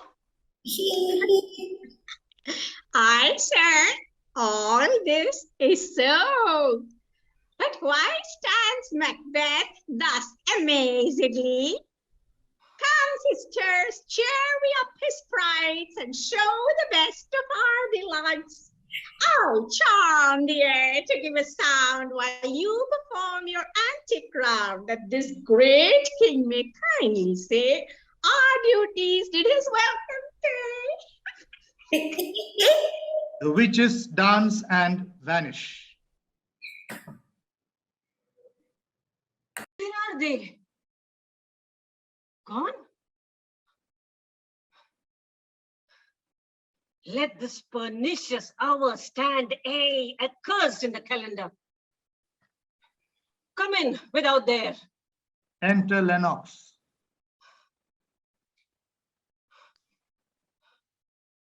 Saw you the weird sisters? No, my lord. Came they not by you? No, indeed, my lord. Infected be the air whereon they ride, and damned all those that trust them. I did hear the galloping of horse. Who was it that came by? It is 2 or 3, my lord, that bring you word. Macduff is fled to England.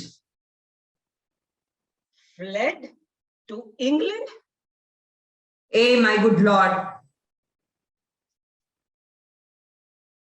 Time, thou anticipatest my dread exploits. The flighty purpose never is overtook unless the deed go with it. From this moment, the very firstlings of my heart shall be the firstlings of my hand. And even now, to crown my thoughts with acts, be it done. The castle of Macduff I will surprise, seize upon Fife, give to the edge of the sword his wife, his babes, and all unfortunate souls that trace him in his line. No boasting like a fool.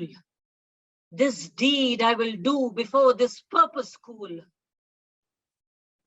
But no more sights. Where are these gentlemen? Come, bring me where they are. They exit. Act 4, Scene 2. The castle of Macduff, Thane of Fife.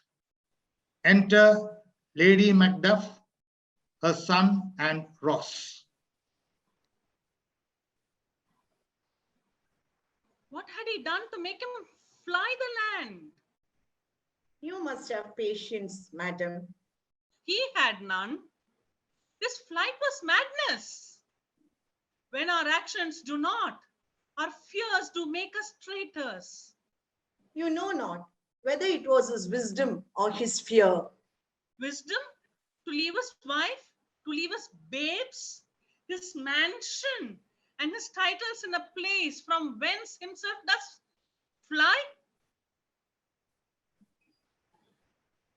He loves us not. He wants the natural touch. For the poor wren, the most diminutive of birds, will fight her young ones in her nest against the owl. All is the fear and nothing is the love, as little is the wisdom, where the flight so runs against all reason. My dearest Ross, I pray you, school yourself, but for your husband, he is noble, wise, judicious, and best knows the facts of the seas. I dare not speak much further, but cruel are the times when we are traitors and do not know ourselves. When we hold rumor from what we fear, yet know not what we fear, but float upon a wild and violent sea each way and none. I take my leave of you. Shall not be long, but I'll be here again. Things at the worst will cease or else climb upward to what they were before. My pretty cousin, blessing upon you. Fathered is he, yet he is fatherless. I am such a fool. Should I stay longer? It would be my disgrace and your discomfort. I take my leave at once. Exit Ross. Sirrah, your father's dead. And what will you do now? How will you live? As birds do, mother. What? With worms and flies? With what I get, I mean, and so do they. Poor bird, thou dost never fear the net nor line, the pitfall nor the gin. Why should I, mother? Poor birds, they are not set for. My father is not dead, for all your saying. Yes, he is dead. How wilt thou do for a father? Nay, how will you do for a husband? Why, I can buy me 20 at any market. Then you'll buy them to sell again. Thou speakest with all thy wit, and yet in faith with wit enough for thee. Was my father a traitor, mother? Aye, that he was. What is a traitor?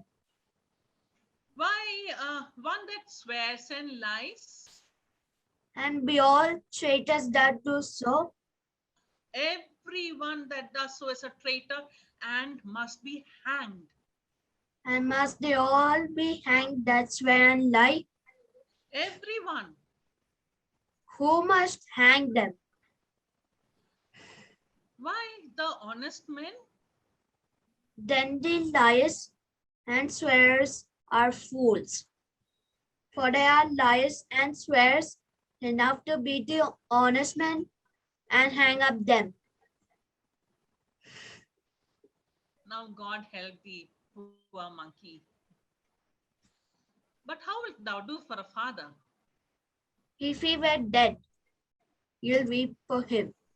If you would not, it were a good sign that I should quickly have a new father. Poor prattler, how thou talkest. Enter a messenger. Bless you, fair dame. I'm not to you known, though in your state of honor I am perfect. I doubt some danger does approach you nearly. If you will take a homely man's advice, be not found here. Hence with your little ones. To fright you thus, methinks I'm too savage. To do worse to you were fell cruelty, which is too nigh your person. Heaven preserve you. I dare abide no longer. Exit messenger. Whither should I fly? I have done no harm. But I remember now I am in this earthly world where to do harm is often laudable and to do good sometimes accounted dangerous folly. Why then, alas, do I put up that womanly defense to say I have done no harm? Enter murderer. What are these faces? Where is your husband? I hope in no place so unsanctified where such as thou mayst find him. He is a traitor. Thou liest, thou shaggy villain. What? You egg? Young fry of treachery. Yes, kill me, mother. Run away, I pray you.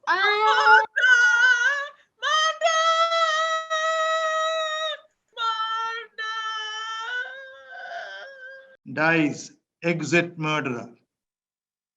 Act 4, Scene 3. In the court of the English king. Enter Malcom and Macduff.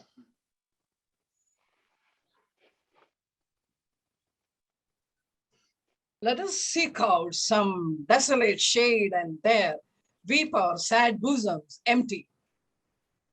Let us rather hold fast the mortal sword and like good men bestride our downfall and burden.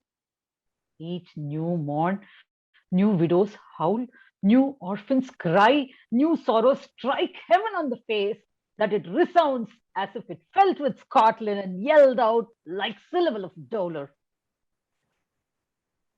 What I am truly is thine, and my poor country's to command. Whither indeed, before the here approach, old Siward with 10,000 warlike men, already at a point, was setting forth. Now we will together, and the chance of goodness be like our warranted Bharath. Enter Ross. See who comes here?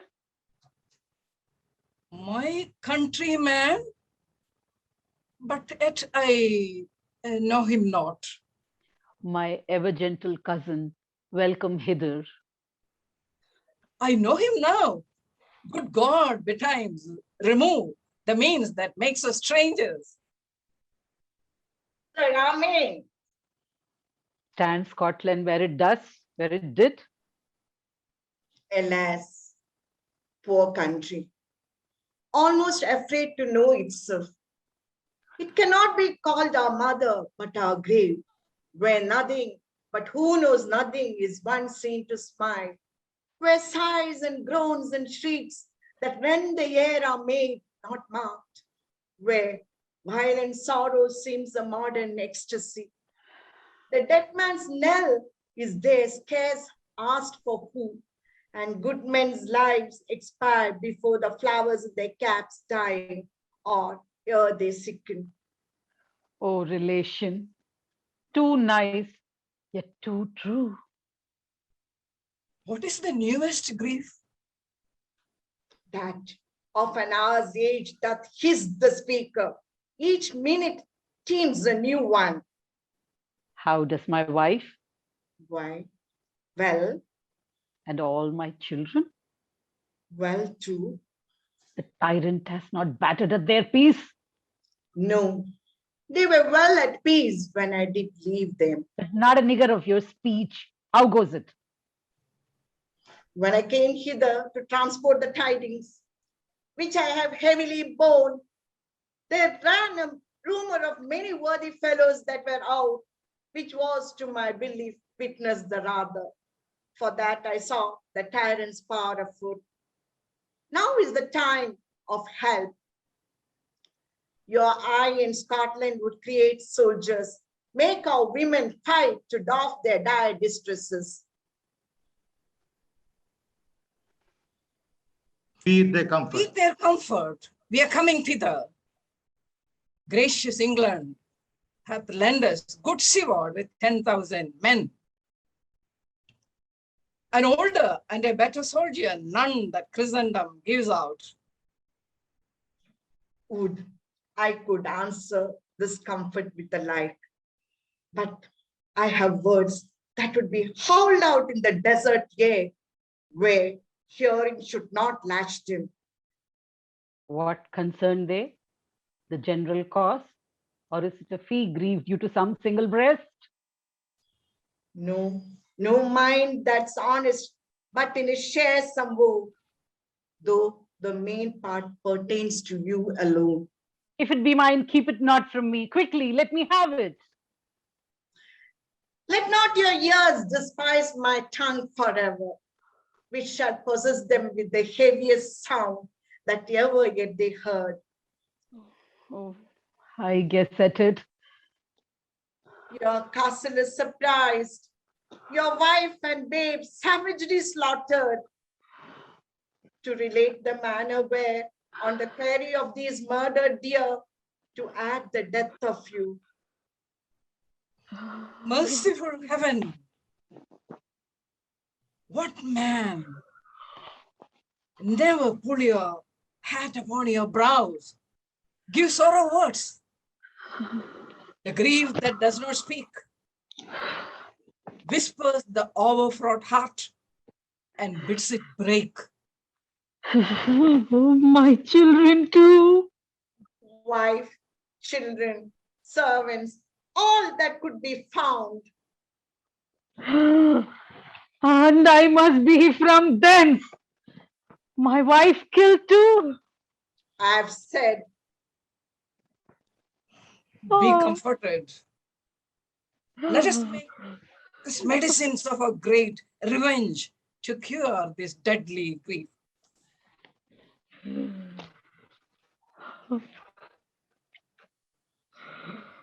He has no children. All my pretty ones, did you say all? Oh, hellkite, all. What? All my pretty chickens and their dam at one fell swoop. Dispute it like a man. I shall do so, but I must also feel it as a man. I cannot but remember such things where that were most precious to me? Did heaven look on and would not take their part? Sinful Macduff, they were all stuck for thee. Not that I am, not for their own demerits, but for mine. Fell slaughter on their souls.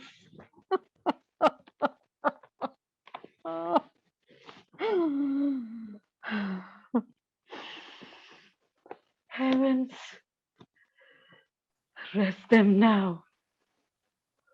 Be this the whetstone of your sword. Let grief convert to anger. Blunt not the heart, enrage it. Oh, I could play the woman with mine eyes and brag at with my tongue. But gentle heavens, cut short all intermission front to front. Bring this, thou fiend of Scotland, and myself within my sword's length set him. If he escape, heaven forgive him. This tune goes manly. Come, go we to the king. Our power is ready. Our lack is nothing but our leave. Macbeth is ripe for shaking. And the powers above put on their instruments. Receive what cheer you may. The night is long, but never finds the day. They exit. Act 5, Scene 1. Enter a doctor of physic and a waiting gentlewoman, the chamber of Macbeth's castle.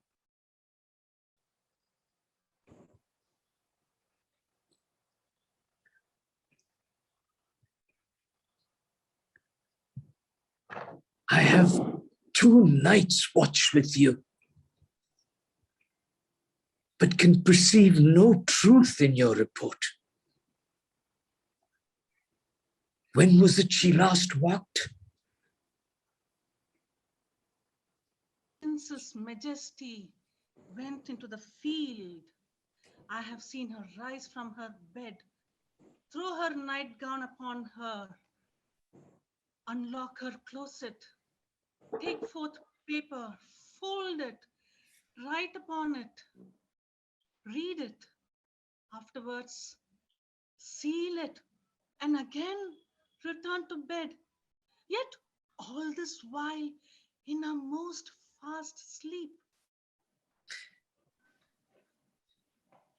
A great perturbation in nature to receive at once the benefit of sleep and do the effects of watching. In the slumbery agitation, besides her walking and other actual performances,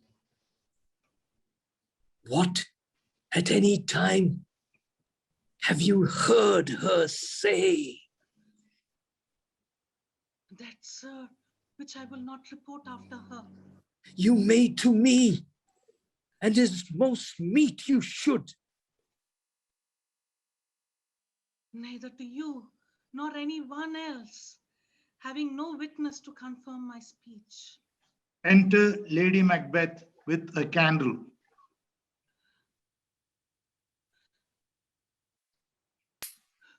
Lo, here she comes. Here she comes. This is her very guise, and upon my life, fast asleep. Observe her. Stand close. Came she by that light? Why, it stood by her. She has light by her continually. 'Tis her command. You see, her eyes are open. Aye, but their friends are shut.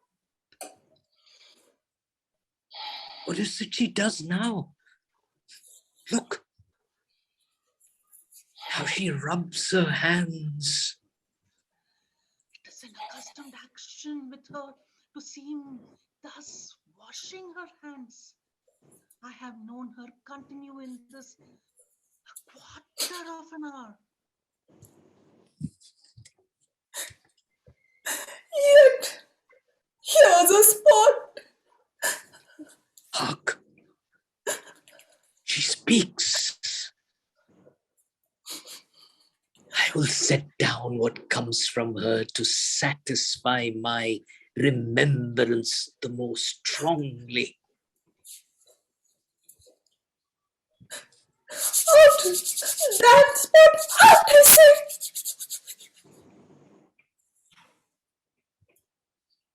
1, 2. Why then? 'Tis time to do it.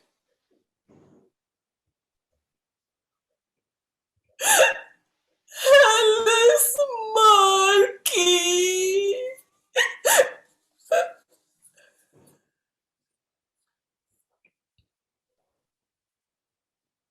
Fie, my lord, fie! A soldier unafeared?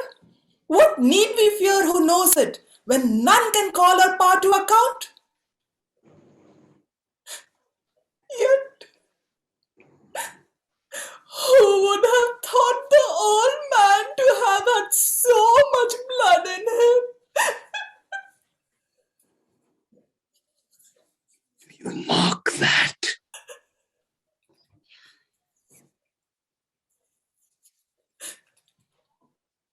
The Thane of Fife had a wife. Where is she now? What? Will his hands never be clean?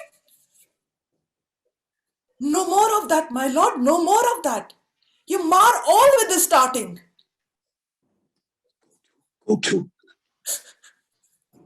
You've known what you should not. She has spoke what she should not.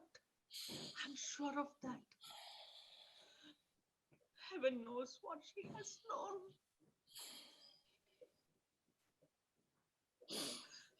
Here's the smell of the blood still.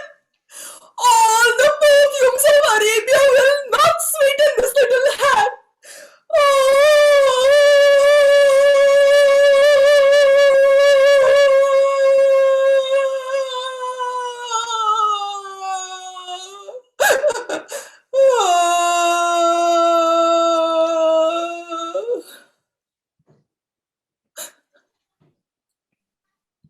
What a sigh is there. The heart is sorely charged. I would not have such a heart in my bosom for the dignity of the whole body. Wash your hands. Well. Pray God it be, sir. This disease is beyond my practice.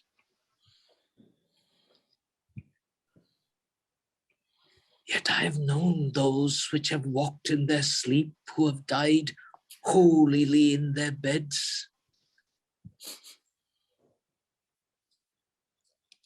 Wash your hands. Put on your nightgown. Look not so pale. I tell you yet again, Banquo's buried. He cannot come out of his grave. Even so.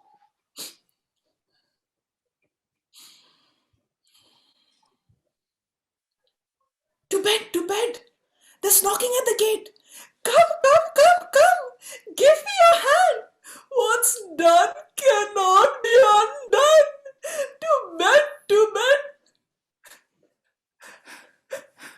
To bed. Exit Lady Macbeth. Will she now go to bed?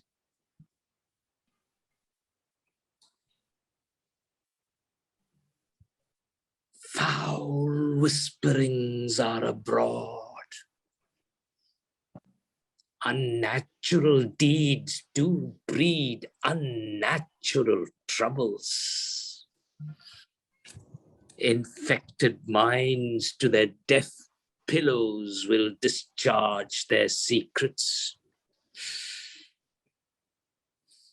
more needs she the divine than the physician.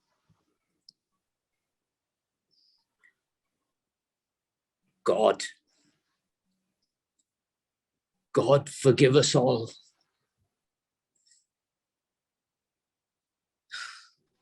Look after her. Remove from her the means of all annoyance. And still keep eyes upon her.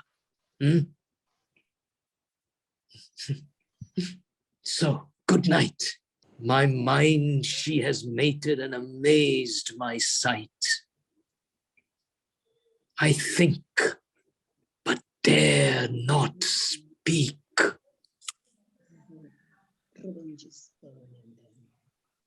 They exit.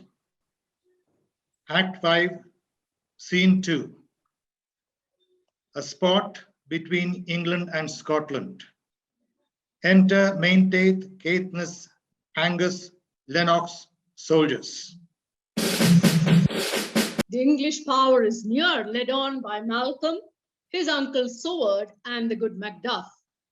Revenges burn in them, for their dear causes would to the bleeding and the grim alarm excite the mortified man. Near Burnham Wood shall we meet them, that way are they coming. Who knows if Donalbain be with his brother? For certain, sir, he is not. I have a file of all the gentry. There is Siward's son and many unrough youths that even now protest their first of manhood. What does the tyrant? Great Duncan he strongly fortifies. Some say he is mad, others that lesser hate him do call it valiant fury. But for certain, he cannot buckle his distempered cause within the belt of rule. Now does he feel his secret murders sticking on his hands. Now minutely revolts upbraid his faith breach. Those he commands move only in command, nothing in love. Now does he feel his title hang loose upon him like a giant's robe upon a dwarfish thief. Who then shall blame his pestered senses to recoil and start when all that's within him does condemn itself for being there? Well, march we on to give obedience where it's truly owed. Meet we the medicine of the sickly weal, and with him pour we in our country's purge each drop of this. Or so much as it needs to dew the sovereign flower and drown the weeds. Make we our march towards Burnham. They exit march.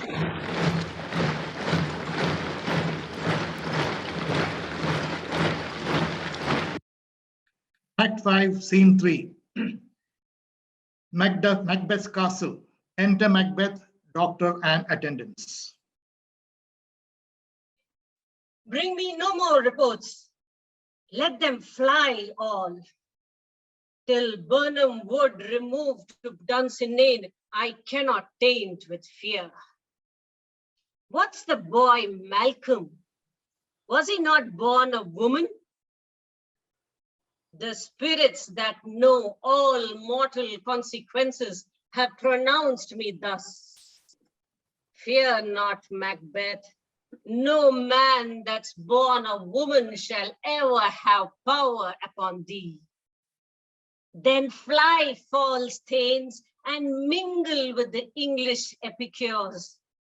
The mind I sway by and the heart I bear shall never sag with doubt nor shake with fear. Enter servant. The devil damn thee black, thou cream-faced loon. Where gotst thou that goose look? There is 10,000. Please, villain. Soldiers, sir. Go prick thy face and overread thy fear, thou lily-livered boy. What soldiers, Patch? Ha! Death of my soul, those linen cheeks of thine are counselors to fear. What soldiers, Wayface? The English force, so please you. Take thy face hence. Exit servant. Satan, I am sick at heart when I behold Satan, I say. This push will cheer me ever or deceit me now. I have lived long enough.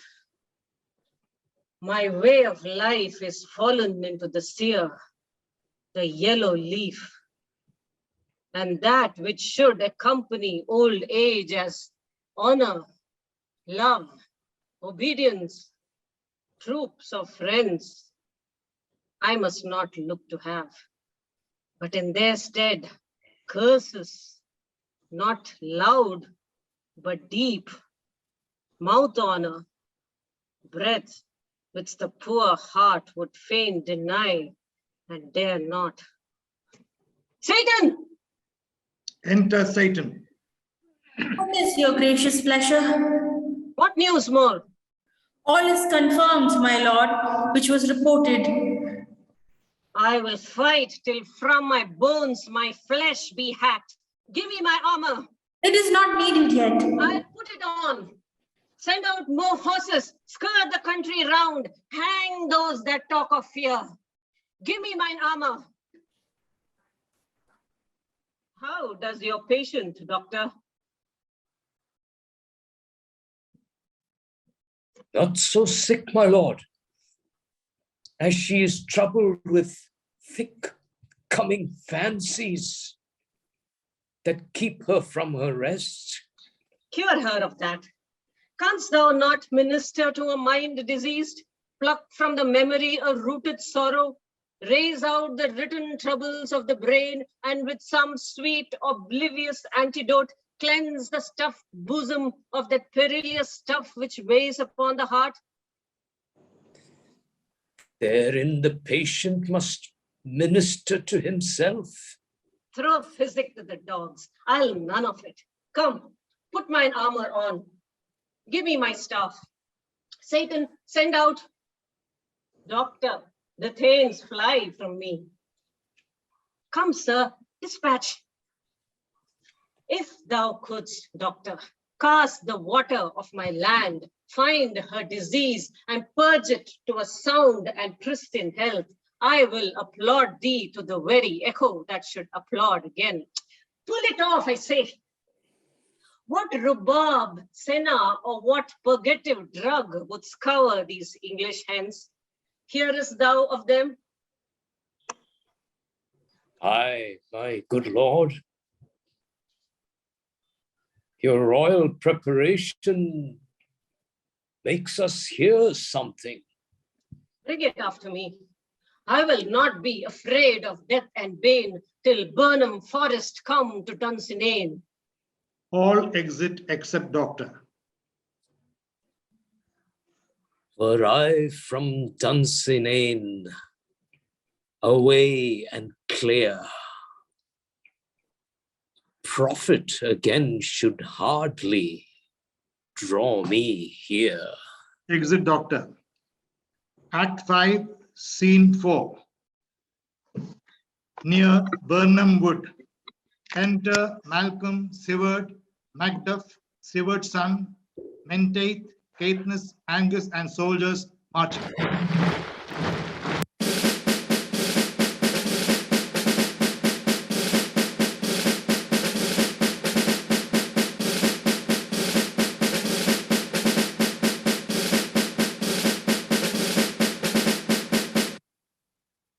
Cousins, I hope the days are near at hand. The chambers will be safe. We doubt it nothing.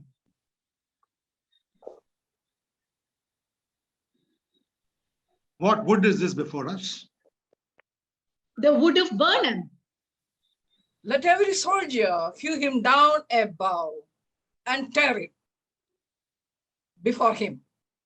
Thereby shall we shadow the numbers of our host and make discovery err in report of us. It shall be done. We learn no other but the confident tyrant keeps still in Dunsinane and will endure our setting down before it. It is his main hope. For where there is advantage to be given, both more and less have given him road. And none serve with him but constrained things whose hearts are absent too. Let our just censures attend the true event and put we on industrious soldiership. The time approaches that will with due decision make us know what we shall say we have and what we owe. Thoughts speculative, their unsure hopes relate, but certain issue strokes must arbitrate, towards which advance the war. Exit marching.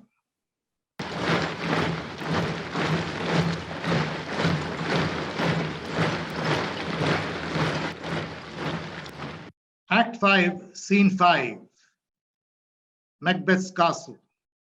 Enter Macbeth, Satan, soldiers with drums and colors.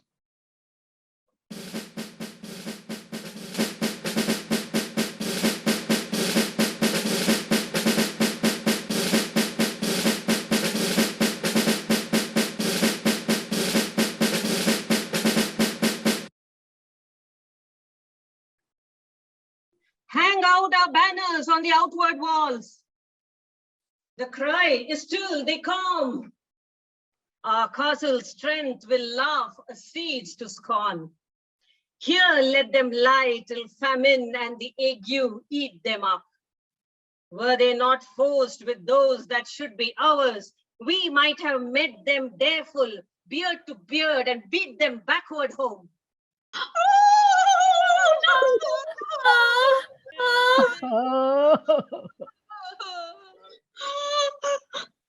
What is that noise? It is the cry of women, my good lord. Exit Satan. I have almost forgot the taste of fears. The time has been my senses would have cooled to hear a night shriek, and my fell of hair would at a dismal treatise rouse and stir as life were in it.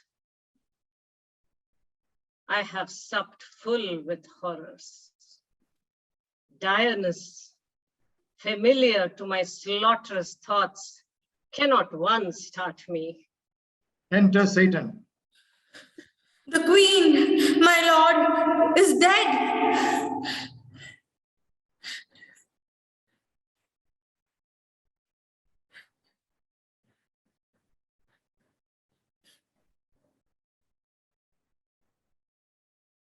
She should have died hereafter. There would have been a time for such a word. Tomorrow, and tomorrow, and tomorrow creeps in this petty pace from day to day to the last syllable of recorded time. And all our yesterdays have lighted fools the way to dusty death. Out, out, brief candle. Life's but a walking shadow. A poor player that struts and frets his hour upon the stage and then is heard no more. It's a tale told by an idiot, full of sound and fury, signifying nothing. Enter a messenger. Thou comest to use thy tongue, thy story quickly. Gracious my lord, I should report that which I say I saw, but know not how to do it. Well, say, sir. As I did stand my watch upon the hill, I looked toward Burnham, and anon me thought, the wood began to move. Liar and slave. Let me endure your wrath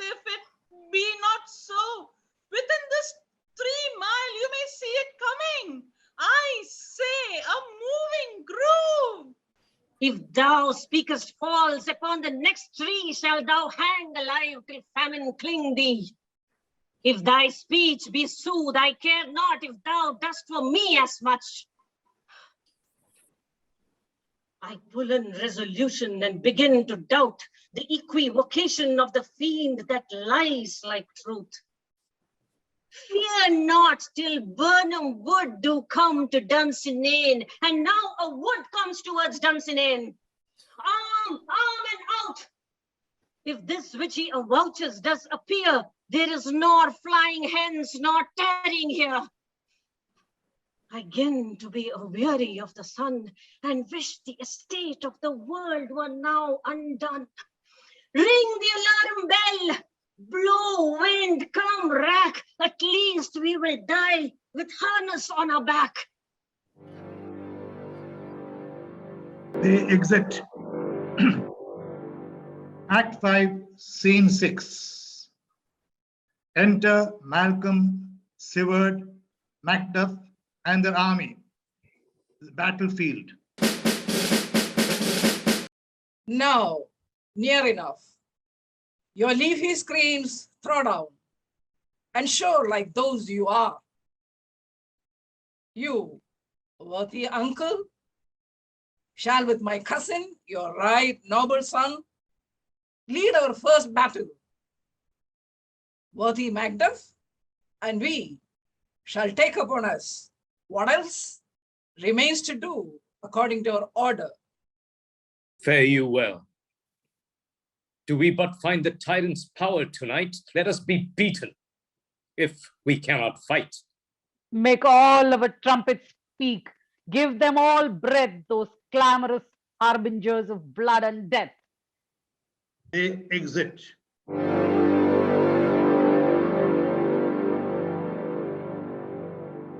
Act 5, Scene 7, Battlefield. Enter Macbeth.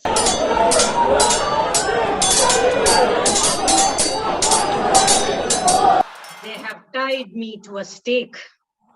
I cannot fly, but bear like I must fight the course. What's he that was not born of woman? Such a one am I to fear, or none. Enter young Siward. What is thy name? Thou wilt be afraid to hear it. No, thou callest thyself a name hotter than any is in hell. My name is Macbeth. The devil himself could not pronounce a title more hateful to mine ear. No, nor more fearful. Thou liest, abhorrent tyrant! With my sword I will prove the lie thou speakest. They fight.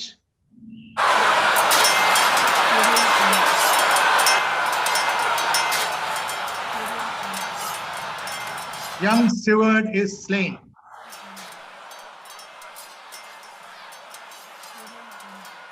Thou wast born of woman. But swords I smile at, weapons laugh to scorn, brandished by man that's of a woman born. Exit Macbeth.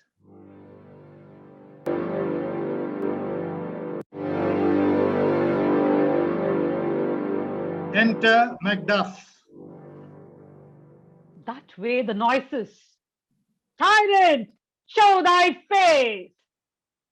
If thou best slain and with no stroke of mine, my wife and children's ghosts will haunt me still.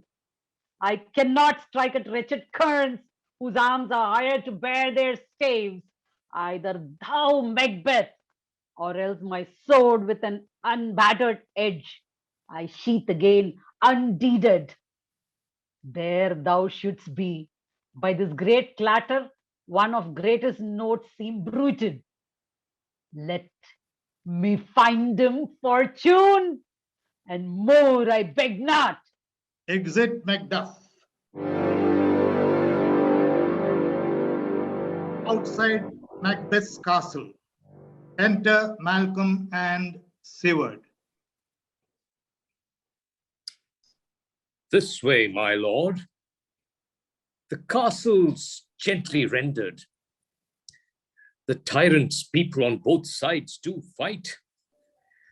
The noble thanes do bravely in the war. The day almost itself professes yours, and little is to do. We have met with foes that strike beside us. Enter, sir, the castle. They exit.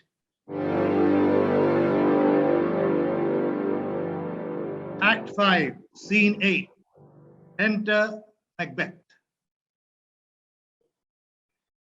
Why should I play the Roman fool and die on mine own sword?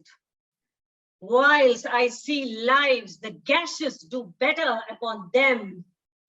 Enter Macduff. Turn, hellhound, turn. Of all men else I have avoided thee. But get thee back. My soul is too much charged with blood of thine already.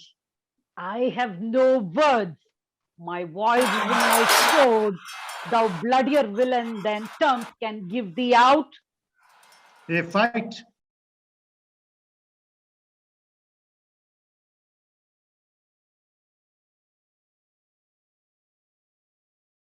Thou losest labor. As easy mayest thou the entrenchant air with thy keen sword impress as make me bleed. Let fall thy blade on vulnerable crests. I bear a charmed life, which must not yield to one of woman born. Despair thy charm, and let the angel whom thou still hast served tell thee. Macduff was from his mother's womb, untimely ripped. Accursed be that tongue that tells me so, for it had cowed my better part of man. And be these juggling fiends no more believe that palter with us in a double sense, that keep the word of promise to our ear and break it to our hope. Ha. I will not fight with thee. Ha. Then yield thee, coward, and live to be the show and gaze of the time. We'll have thee as our rarest monsters are, painted on a pole and underwrit, here may you see the tyrant. I will not yield to kiss the ground before young Malcolm's feet and to be baited with the rebel's curse.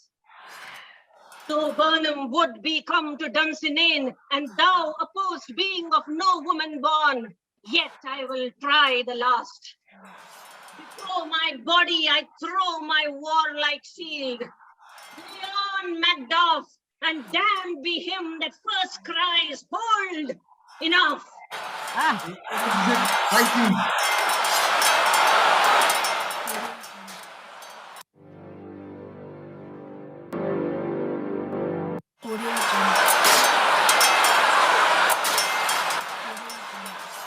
Act 5, Scene 9. Enter Malcolm, Siward, Ross, Thanes, and soldiers. I would. The friends we miss were safe arrived. Some must go off. And yet by these I see so great a day as this is cheaply bought. Macduff is missing. And your noble son? Your son, my lord, has paid a soldier's debt. He only lived but till he was a man, the which no sooner had his prowess confirmed in the unshrinking station where he fought, but like a man he died. Then he is dead. Aye, and brought off the field. Your cause of sorrow must not be measured by his birth, for then it hath no end. Had he his hurts before? Aye, on the front. Why then, God's soldier be he. Had I as many sons as I have hairs, I would not wish them to a fairer death.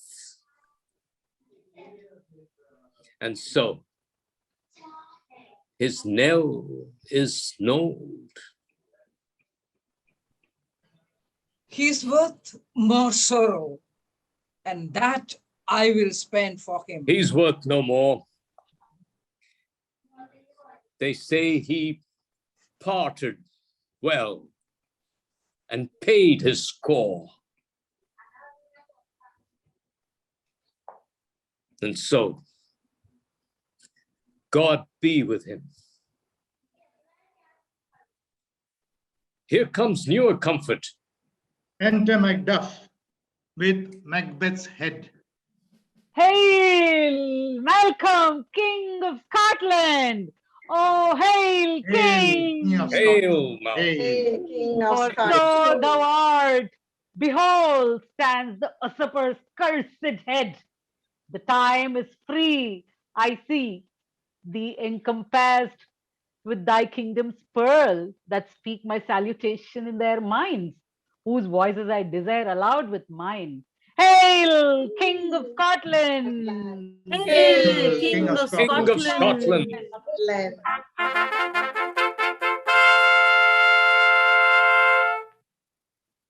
We shall not spend a large expense of time before we reckon with your several loves and make us even with you. My thanes and kinsmen henceforth be earls, the first that ever Scotland in such an honor named. What's more to do, which would be planted newly with the time, as calling home our exiled friends abroad that fled the snares of watchful tyranny,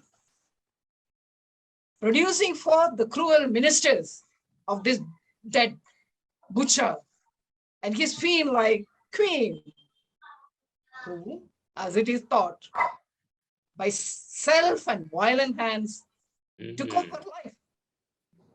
This and what needful else that calls upon us by the grace of grace will perform in measure, time, and place. So, thanks to all at once and to each one whom we invite to see us crowned at scorn. Hail, Malcolm, the Malcolm, King of Scotland! King of Scotland!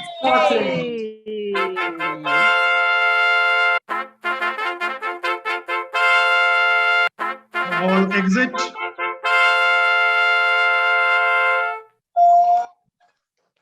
And thus ends the tragedy of Macbeth.